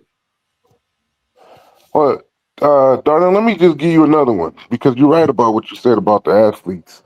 But I remember, what's the guy's name? Jerry Seinfeld was on Mike and Mike years ago, and they asked him, one of his favorite players is Michael Jordan. And Mike Greenberg said, if you could trade your career, would you rather be a great athlete like Michael Jordan or would you be the comedian you are now? He said, I wouldn't change a thing. I'd rather be the comedian. He said, you know why? When he said, why? He said, because I never lose my fastball. I'm a comedian. I don't have to, it's not a physical thing. As long as I can talk, I can get on stage and do my thing. Jay-Z said that too. So Nicki, even though she's in her 40s, she can still think and rap. So think about Drake, right? The top 3 selling rappers of the men are Drake, Kendrick Lamar, and J. Cole. All of them are in their late 30s, about to be in 40. They outselling NBA YoungBoy, all these little young dudes who got the culture, all this other stuff. They still outselling these dudes. So even though Cardi is younger than Nicki and Nicki's in her early 40s, it's the reason why she's still selling the way she's selling, even with Glorilla, Megan Thee Stallion, and all these other people. And even Cardi. She can still go. It was like Michael Jackson when he was in his mid-30s. It was a bunch of young dudes that was doing great. I'm saying Nicki is Michael Jackson, but I'm saying in the female rap game, she's like the queen. So that's all I'm saying. No, I hear you. Like I said, it's just it's just a matter of our, two different opinions. And you're right. Like I said, Nicki Minaj, she's great. I don't care for her music, but she's great. But it's just like when it comes to the music industry, I mean, typically, you're lucky to see a decade, no matter how great of an artist you are, you know what I'm saying? You're lucky to see a decade. And especially I would say with female rappers, you know what I'm saying? I think it's, it's even worse, you know what I'm saying? Because okay, right now it's Cardi B, Megan Thee Stallion. Last decade it was Nicki Minaj. Before that it was Trina, Lil Kim. You know what I'm saying? And the new one just seems to always outdo the old one. The only female artist I can remember that really lasted a while, and she wasn't even a rapper, was Madonna, that had that staying power. Well, yeah, if you're going outside of that, then yeah, you can say also like Mariah Carey and Beyonce. I forgot about Mariah Carey. And of course, Beyonce been going since. Who could forget Queen B? Yeah, Beyonce went solo in 2003, and she just had a country album that went #1. So that's crazy, and she's in her early 40s. But I remember back. I wasn't born when Beverly Hills Cop came out. But the first Beverly Hills Cop, one of the theme songs was, one of the soundtrack songs was "Stir It Up" by Patti LaBelle, and she was 44, and it was a hit back then. So it's just you know, you can keep going with that. But I'm saying that Nicki her first album came out in 2010, same years as Drake's. And Nicki dominated the 2010s as a female, and she dominated the 2000, and she's dominating right now. I know we 6 years into this thing now, into this decade. So she got at least 16 years. Like, and no female rapper has ever done this before, not even Lil' Kim. So that's what I'm saying. Like, so like it's just like we were saying earlier tonight. Like we just gonna have to wait till the next album drop to see what happens. That's the measuring stick. Agreed. No, that's true. Yeah, I that's still absolutely. recognize the original Queen Bee, Little Kim, as the queen, but whatever. I was a Trina fan. You don't know that? Yeah. I can't sing the words on DJ's show. I'll get them banned, but you know. Yeah, Trina. I like Trina, man. And she said twerk till it hurt in a throwback skirt. I was like, Trina. Trina. Yeah. It was top when I was a kid. Yep. Mm-hmm. Yeah. Yeah. Good times. Well, everybody. I want to do y'all remember Gangsta Boo? Yeah, I remember Gangsta Boo. She was with who was she with? Was it 3 6 Mafia? I can't. Yeah. You know, you know who I liked? It wasn't that like in my opinion, she was a hardcore rapper, but you know, it was Lady of Rage. I thought she was real good. You know, like I know it sounds crazy, you know. I don't know if you guys don't remember her. She's part of the Dog Pound. Yeah, I don't really remember. I remember her name. I just don't remember any of her. I will have to hear something from her.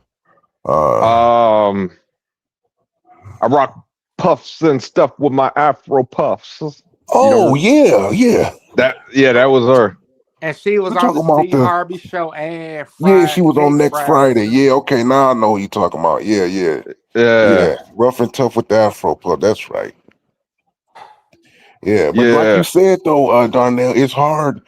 Like rapping, any kind of entertainment. I don't care if it's acting, rapping, sport. It's like it's very hard to stay at that top for so long. Most people, most entertainers, they get one hit wonders or one albums or maybe two albums if they lucky. Sometimes you will make a little run like Ja Rule or something like that. Mm-hmm. But you won't like to last.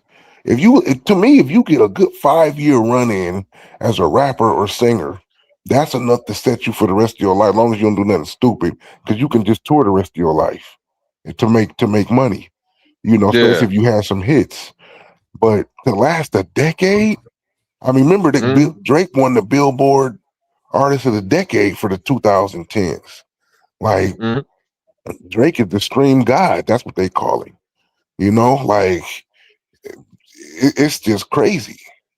So Drizzy Drake, yeah, Drizzy Drake, and that's what I'm saying. Like Nicki, man, Nicki said she was the female Wheezy in one of her older songs. She's beyond Lil Wayne when it comes to hell. She done made more money than Lil Wayne. Well, technically she has, but since she's signed to Young Money, a third of her money actually belonged to Wayne. But that's another story. But still, like that's why I don't think this is going to affect her that bad. I think a lot of her fans are pissed, especially the hardcore ones that were liberal, because they understand what the conservatives represent. But see, that's the problem, is that what if Nicki really just took one issue that she was strongly against, like the children in the bathrooms, the transgender, all that kind of stuff, and she said, because of this one issue, I'm gonna go hardcore conservative and back Trump. And she may have did it just because of that. I mean, that could be a big thing for her. She got kids, you know? So I don't know. And I don't know if she live in Cali, but it was Brentwood, DJ. It was Brentwood she was trying to get into, that high-end, you know, community out there in LA. LeBron got a house out there and he built another mansion out there. in the same area. That's where O.J. Simpson famously lived, and they kicked his black ass out soon as that trial was over. But the only thing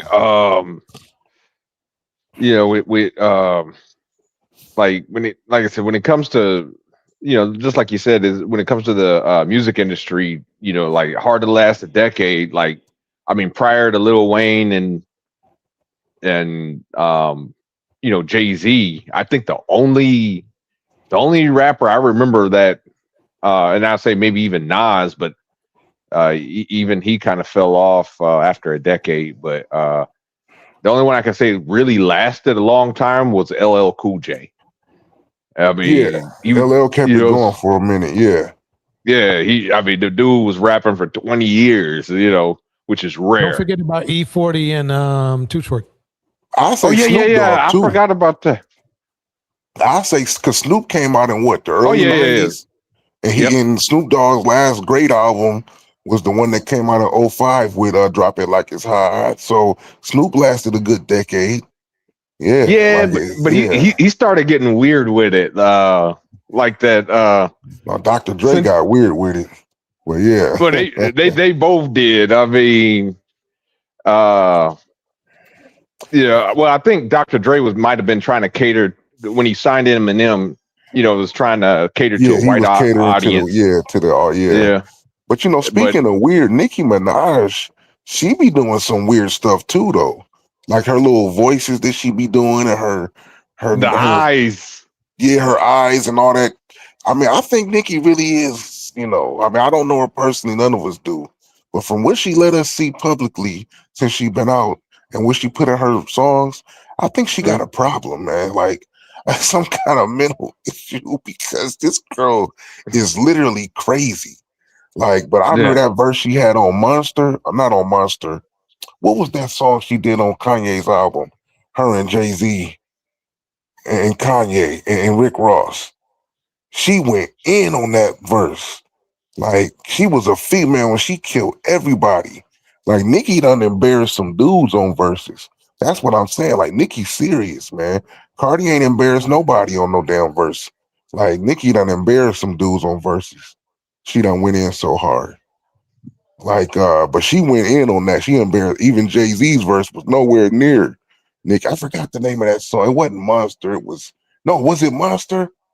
Yeah, I'm thinking I have to remember and look it up. But anyway, she was doing all that weird voice stuff changing, but it was hard though. Yeah, but half of Nicki's music I can't get into though, because she on some strange stuff. Okay, sorry to rein you guys in. Oh, go ahead. A little bit more of the Umar stuff to get back on. We can still talk about Nicki, just not strictly about music. But let's see what Umar got to say. I want to make sure that Deontay gets his fill of Dr. Umar. He loves him so much. Black Queens forever, Snow Bunnies never. I said Black Queens forever. Joined the Union as slave territories. Those small states, those small streets art in back of the large streets were created so you could sneak the slaves in the alleyway and traffic them in the alley and sell them in the alleyway. So, for example, we're in Philadelphia. Sounds like what the Passport Bros are doing. You have Market Street, you have Broad Street. Those are your two major streets. You also have other major streets, but you have a lot of small streets. And sometimes when you go down these streets, your car can barely fit down these streets. And you say, well, why would they make a street this small? They did not make the street for the car. They made the street for the slave wagon. They made the street for the slave coffle. The streets were made long enough, large enough, just so the slaves could be trafficked down them. A lot of people don't even know that the layout of many of America's major cities that were slave states, that existed in slave states, those cities were laid out to benefit and accommodate the domestic slave trade. Because after 1808, 1808 is when America outlawed the international slave trade. What y'all think? There's no truth in. I mean, he's just.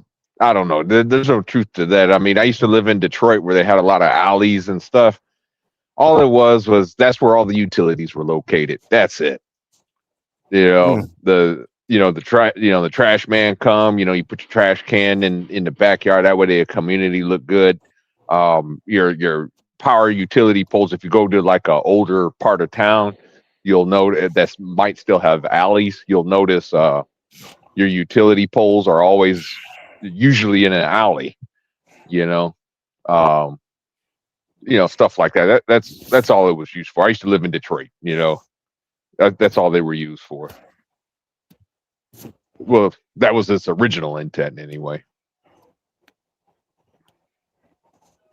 Yeah, I don't know nothing about that, so I can't speak on something I don't know nothing about. So I never heard of what Umar was saying right there. And Umar has been known to embellish things. Sometimes he'll give figures on certain things, and in 5 different interviews, he'll give 5 different figures on the same thing that he's talked about. So I can't really, Okay, let me play this a little bit more. Here we go. They did not outlaw slavery. They just outlawed the importation of Africans. So from 1804 until 1865, how did they get more slaves in America if you couldn't ship them in? They moved to a domestic slave trade, which means what? It means breeding. that they had to birth and create their own domestic slave system. And this is where you get the breeding farms. This is where you get the breeding farms where they would get a dozen black women, 1 black man, and his job was to keep those black women impregnated constantly. They were called the bitches, and he was called the buck. And unfortunately, we still refer to each other in those same pejorative terms. We call our women bitches, and we call the men bucks or the N-word. We use the same terminology on each other that they used on us. So getting back to the Nicki Minaj situation, what bothers me about my sister, and I still love and respect her, and I'm going to hope that she engages in some corrective behavior, because this is insane. This is absolutely insane to see such a talented, beautiful black woman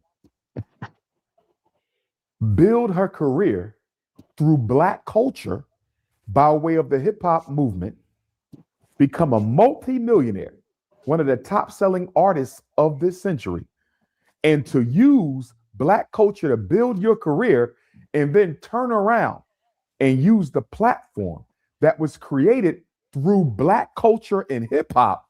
And now you're going to use your platform and your prominence within our culture to work against the progress of black people by joining Donald Trump, J.D. Vance, Erica Kirk, Turning Point USA against the best interests of black people. It's bothersome. And the issue about this, Art, is, to me, this is the Candace Owens effect. This is the Candace Owens effect. What did Candace Owens do? Back in 2007, Candace Owens and her parents, along with the NAACP in Stamford, Connecticut, sued Candace Owens' school district because Candace Owens was receiving threats from some of her white schoolmates. They were calling her racist names. They were leaving racist voicemails, sexist voicemails. There was threats against Candace Owens, and the school district in Stamford, Connecticut sat by and did nothing. So Candace Owens and her parents, with the NAACP's help, rightfully sued the Stamford, Connecticut School Board, I believe it was, to a tune of $37,500. So you have Candace Owens, a black woman, another very articulate, intelligent, attractive black woman, just like Nicki Minaj, who benefited from civil rights, okay, and used those civil rights that our ancestors fought for to bring suit against a white racist school district. And then she spins the block on civil rights, and now look at her. She goes and gets a white husband, and now she's one of the biggest supporters of the conservative white racist agenda against African people. And as she's touring the country, and she's all over the news media, okay, trying to defend the honor, integrity, and legacy of another racist in Charlie Kirk, And don't get me wrong, I didn't appreciate the way that he lost his life. I didn't appreciate black people making a mockery of him, because I wouldn't want anybody to be made a mockery of when you lose your life in front of your wife and children. That is not to be made fun of. But at the same time, how is Candace Owens running around championing the legacy of Charlie Kirk, while at the same time you made a documentary trying to prove to the whole world that George Floyd was not suffocated to death by the knee of a police officer? So you will. Yep. I mean, basically, that's the weird thing that's crazy. It's like,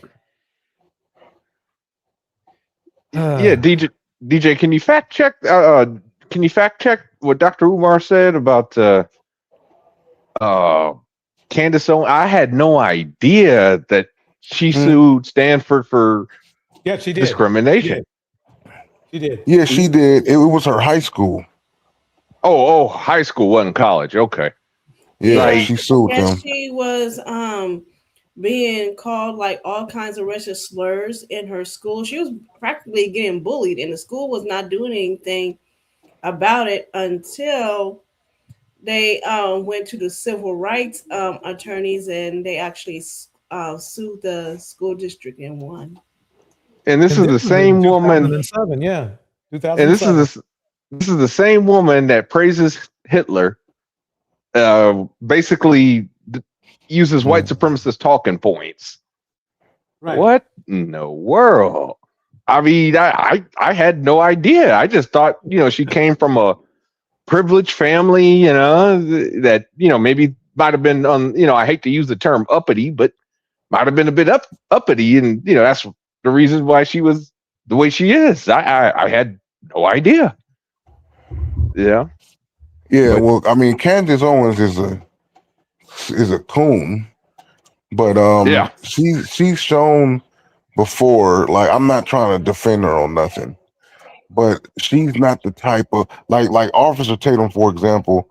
If a white person just went off and just start calling a black person the N-word, with no. Just without prejudice, it just going in at him. The dude didn't do nothing to him. He just walking down the street, and then they got a video of a black guy walking down the street, and a white guy just saying, "Hey, nigger, that, all this stuff." He would find a way to defend that white dude.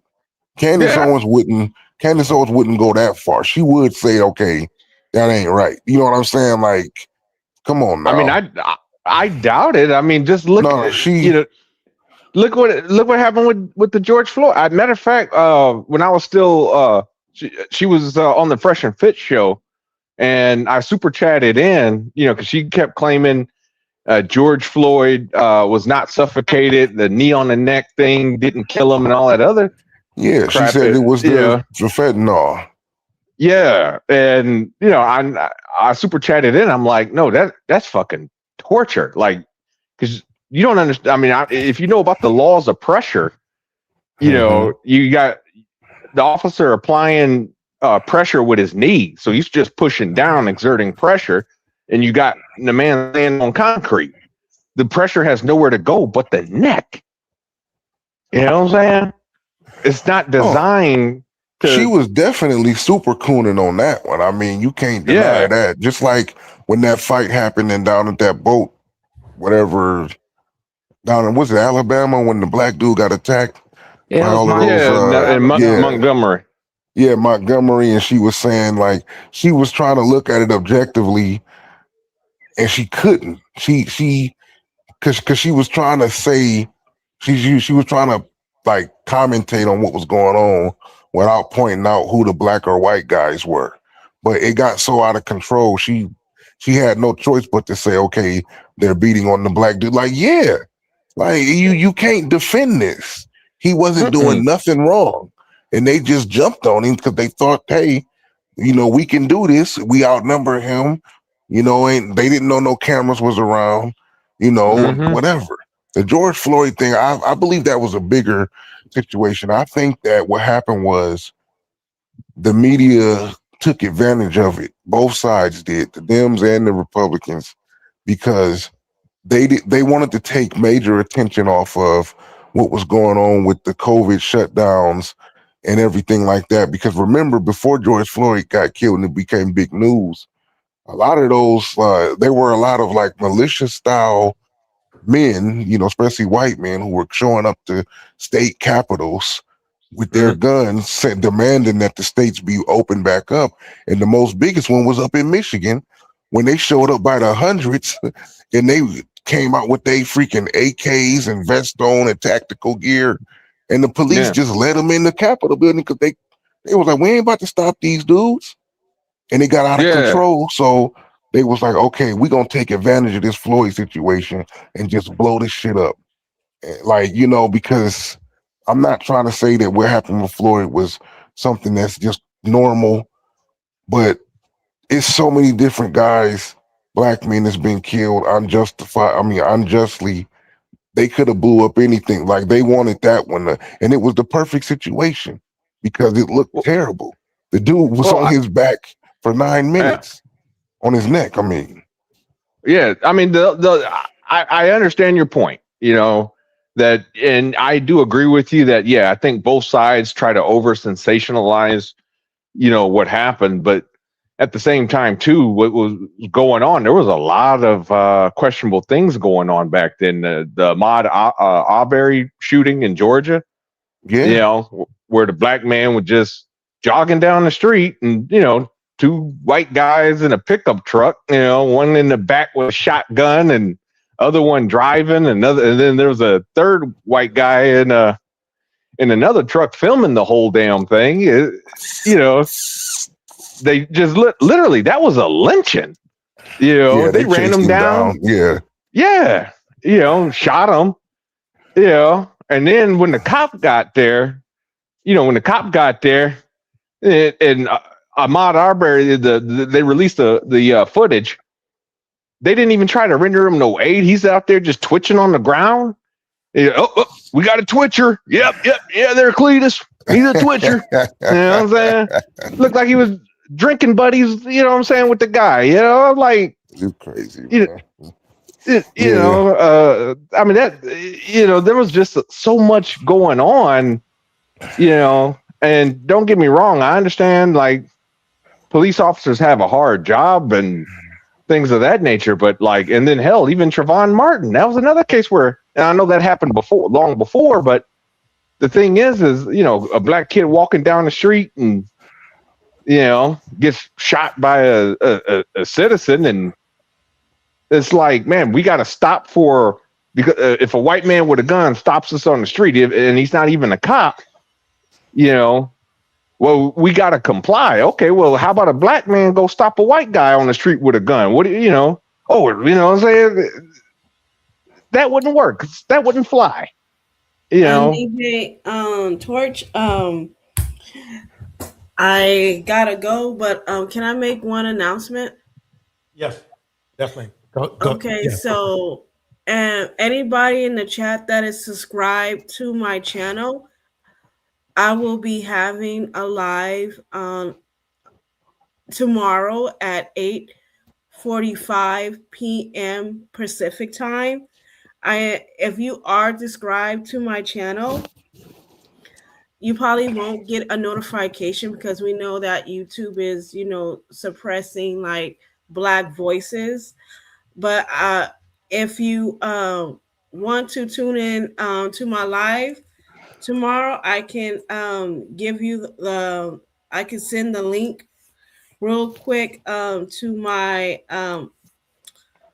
to the live tomorrow, so that you guys can be there, because we're going to continue what DJ Torch is talking about currently about Nicki Minaj, and also I'm going to talk about Donald Trump and the bombs, the missiles that he sent out to northern Nigeria, which is pretty sad. But that's what we're basically going to talk about. Is it okay if I send the link to the live stream in the chat? Thank you. So if you guys want to join me during the live stream tomorrow, please click on the link and subscribe to my channel so you guys can get notifications of when I go live. I will also be having a panel if you guys do want to discuss the topic at hand. But thank you, DJ Torch, for having me up. Thank you. Thank you for coming up and giving us some excellent commentary. Thank you. Bye. You have a good night, ma'am. Yeah, I've been on here for 50 million hours. Well, at least for me, it feels like. Let's go ahead and close it down. What do you guys got? What do you guys want? Darnell, we'll start with you. Well, great show. I ain't gonna lie, I did miss a lot of it. I didn't know you was live. In fact, I was kind of looking for you all week. You know, especially after the Floyd. You're the only one that's not trying to get that Floyd money, the Floydstein money. You know. But yeah, I was real curious to hear what you had to, because I know you've been against the Passport Bros for quite a while. Yeah, I was real curious to hear what you had to say about it. I wasn't nice. I can say that much. Yeah.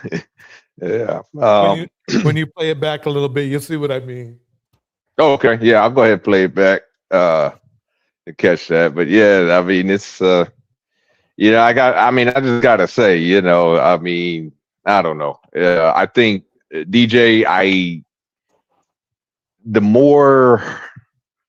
the more I'm in these YouTube streets, going to these different channels and I can see your frustration with black men. Believe me, I can see it. I mean, did you see that little girl that Floyd was with? Oh my God! I didn't. Well, are you referring to the alleged 6-year-old or? I don't know how old she was. She looked like she was barely in middle school. Oh, okay. Yeah, I think I know. That's the one when they were in the at the mall or something like that. Yeah. Yeah. I did see that. Yeah. That was definitely. I think we can all agree at putting it mildly that was questionable, and I use the term loosely. But yeah, I mean the thing is like, and I know you're trying to wrap it up, so I'll keep it short. But the thing is like when I'm listening to all these guys trying to deflect, trying to play victim. I mean, I've heard everything from it's a racial conspiracy to stop black men from traveling. It's racism. And keep in mind, these are the same people that just months ago claimed there's no racism in this country, and all the damn Trump supporters. Which nothing wrong with being a Trump supporter. I'm not saying you're racist if you're a Trump supporter or anything like that. But these are the same people that claim there was no racism. Now they crying racism. Oh yeah, that is trying to stop black men from traveling, and they're planting evidence, and I mean I've heard it all except aliens and Elvis at this point. Yeah, and it's just it's utterly ridiculous. I mean, and the sad part is, DJ, I mean, you could tell their moral compass is so screwed up because, I mean, the fact that they don't even, want to, it's like they're trying to deflect away from, what the actual incident was, him with being involved with an underage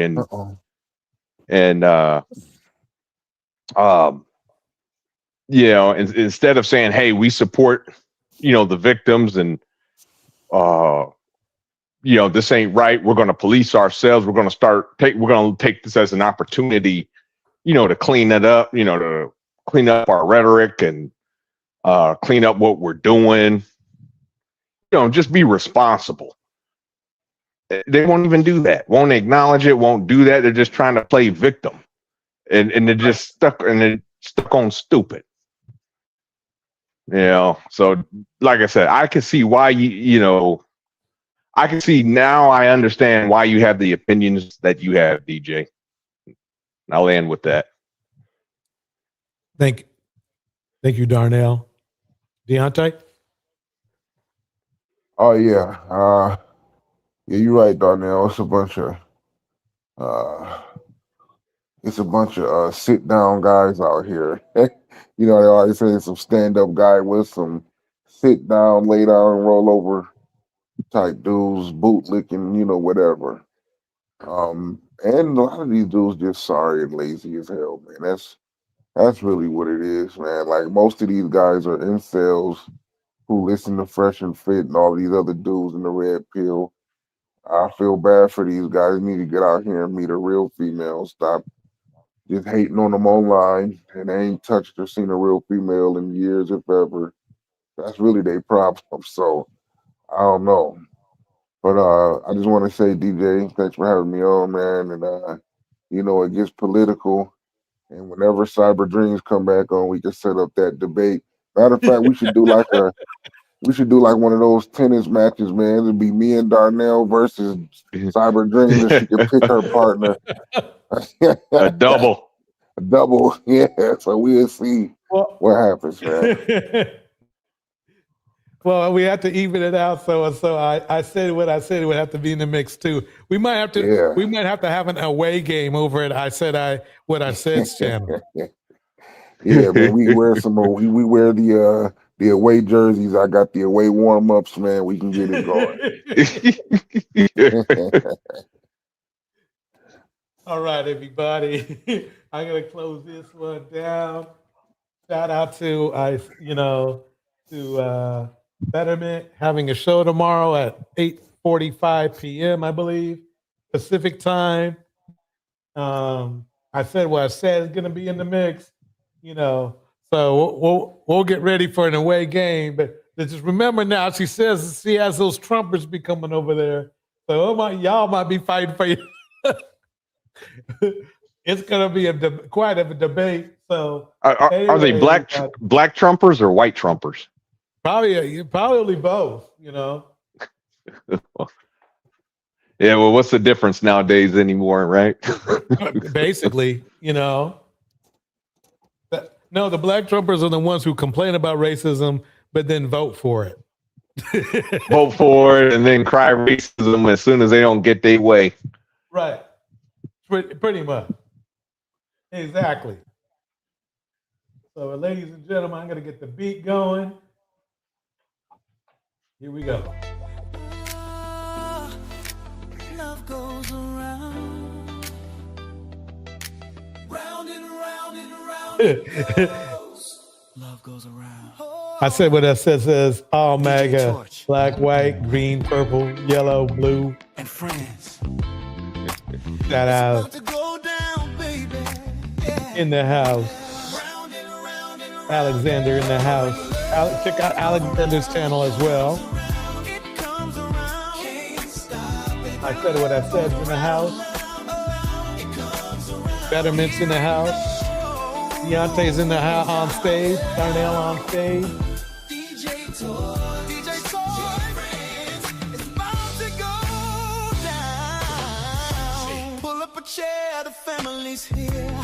Angela Reddick.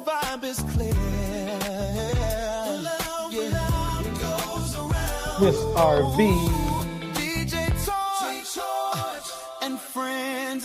Indiana Mom.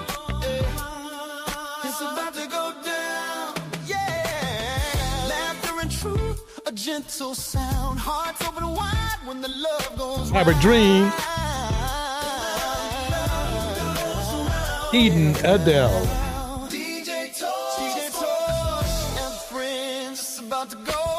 I think Eden Adele. Doesn't Eden Adele have a channel too? What is that? Well, check out it, Jen. Let's make some friends up in here. From us, Mr. DJ Music.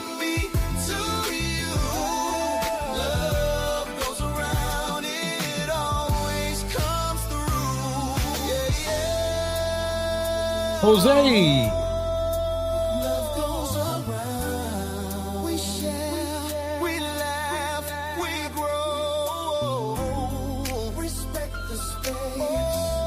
Appreciate everybody coming through. I really do. Henry Myers. Rena West.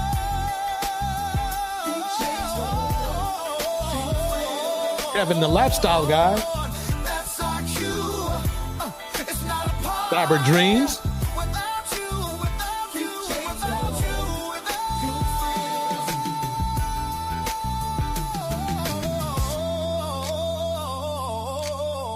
Emmy from the chat. Travel. Matic TV. Thank you, everybody. Oh, Miss Auto.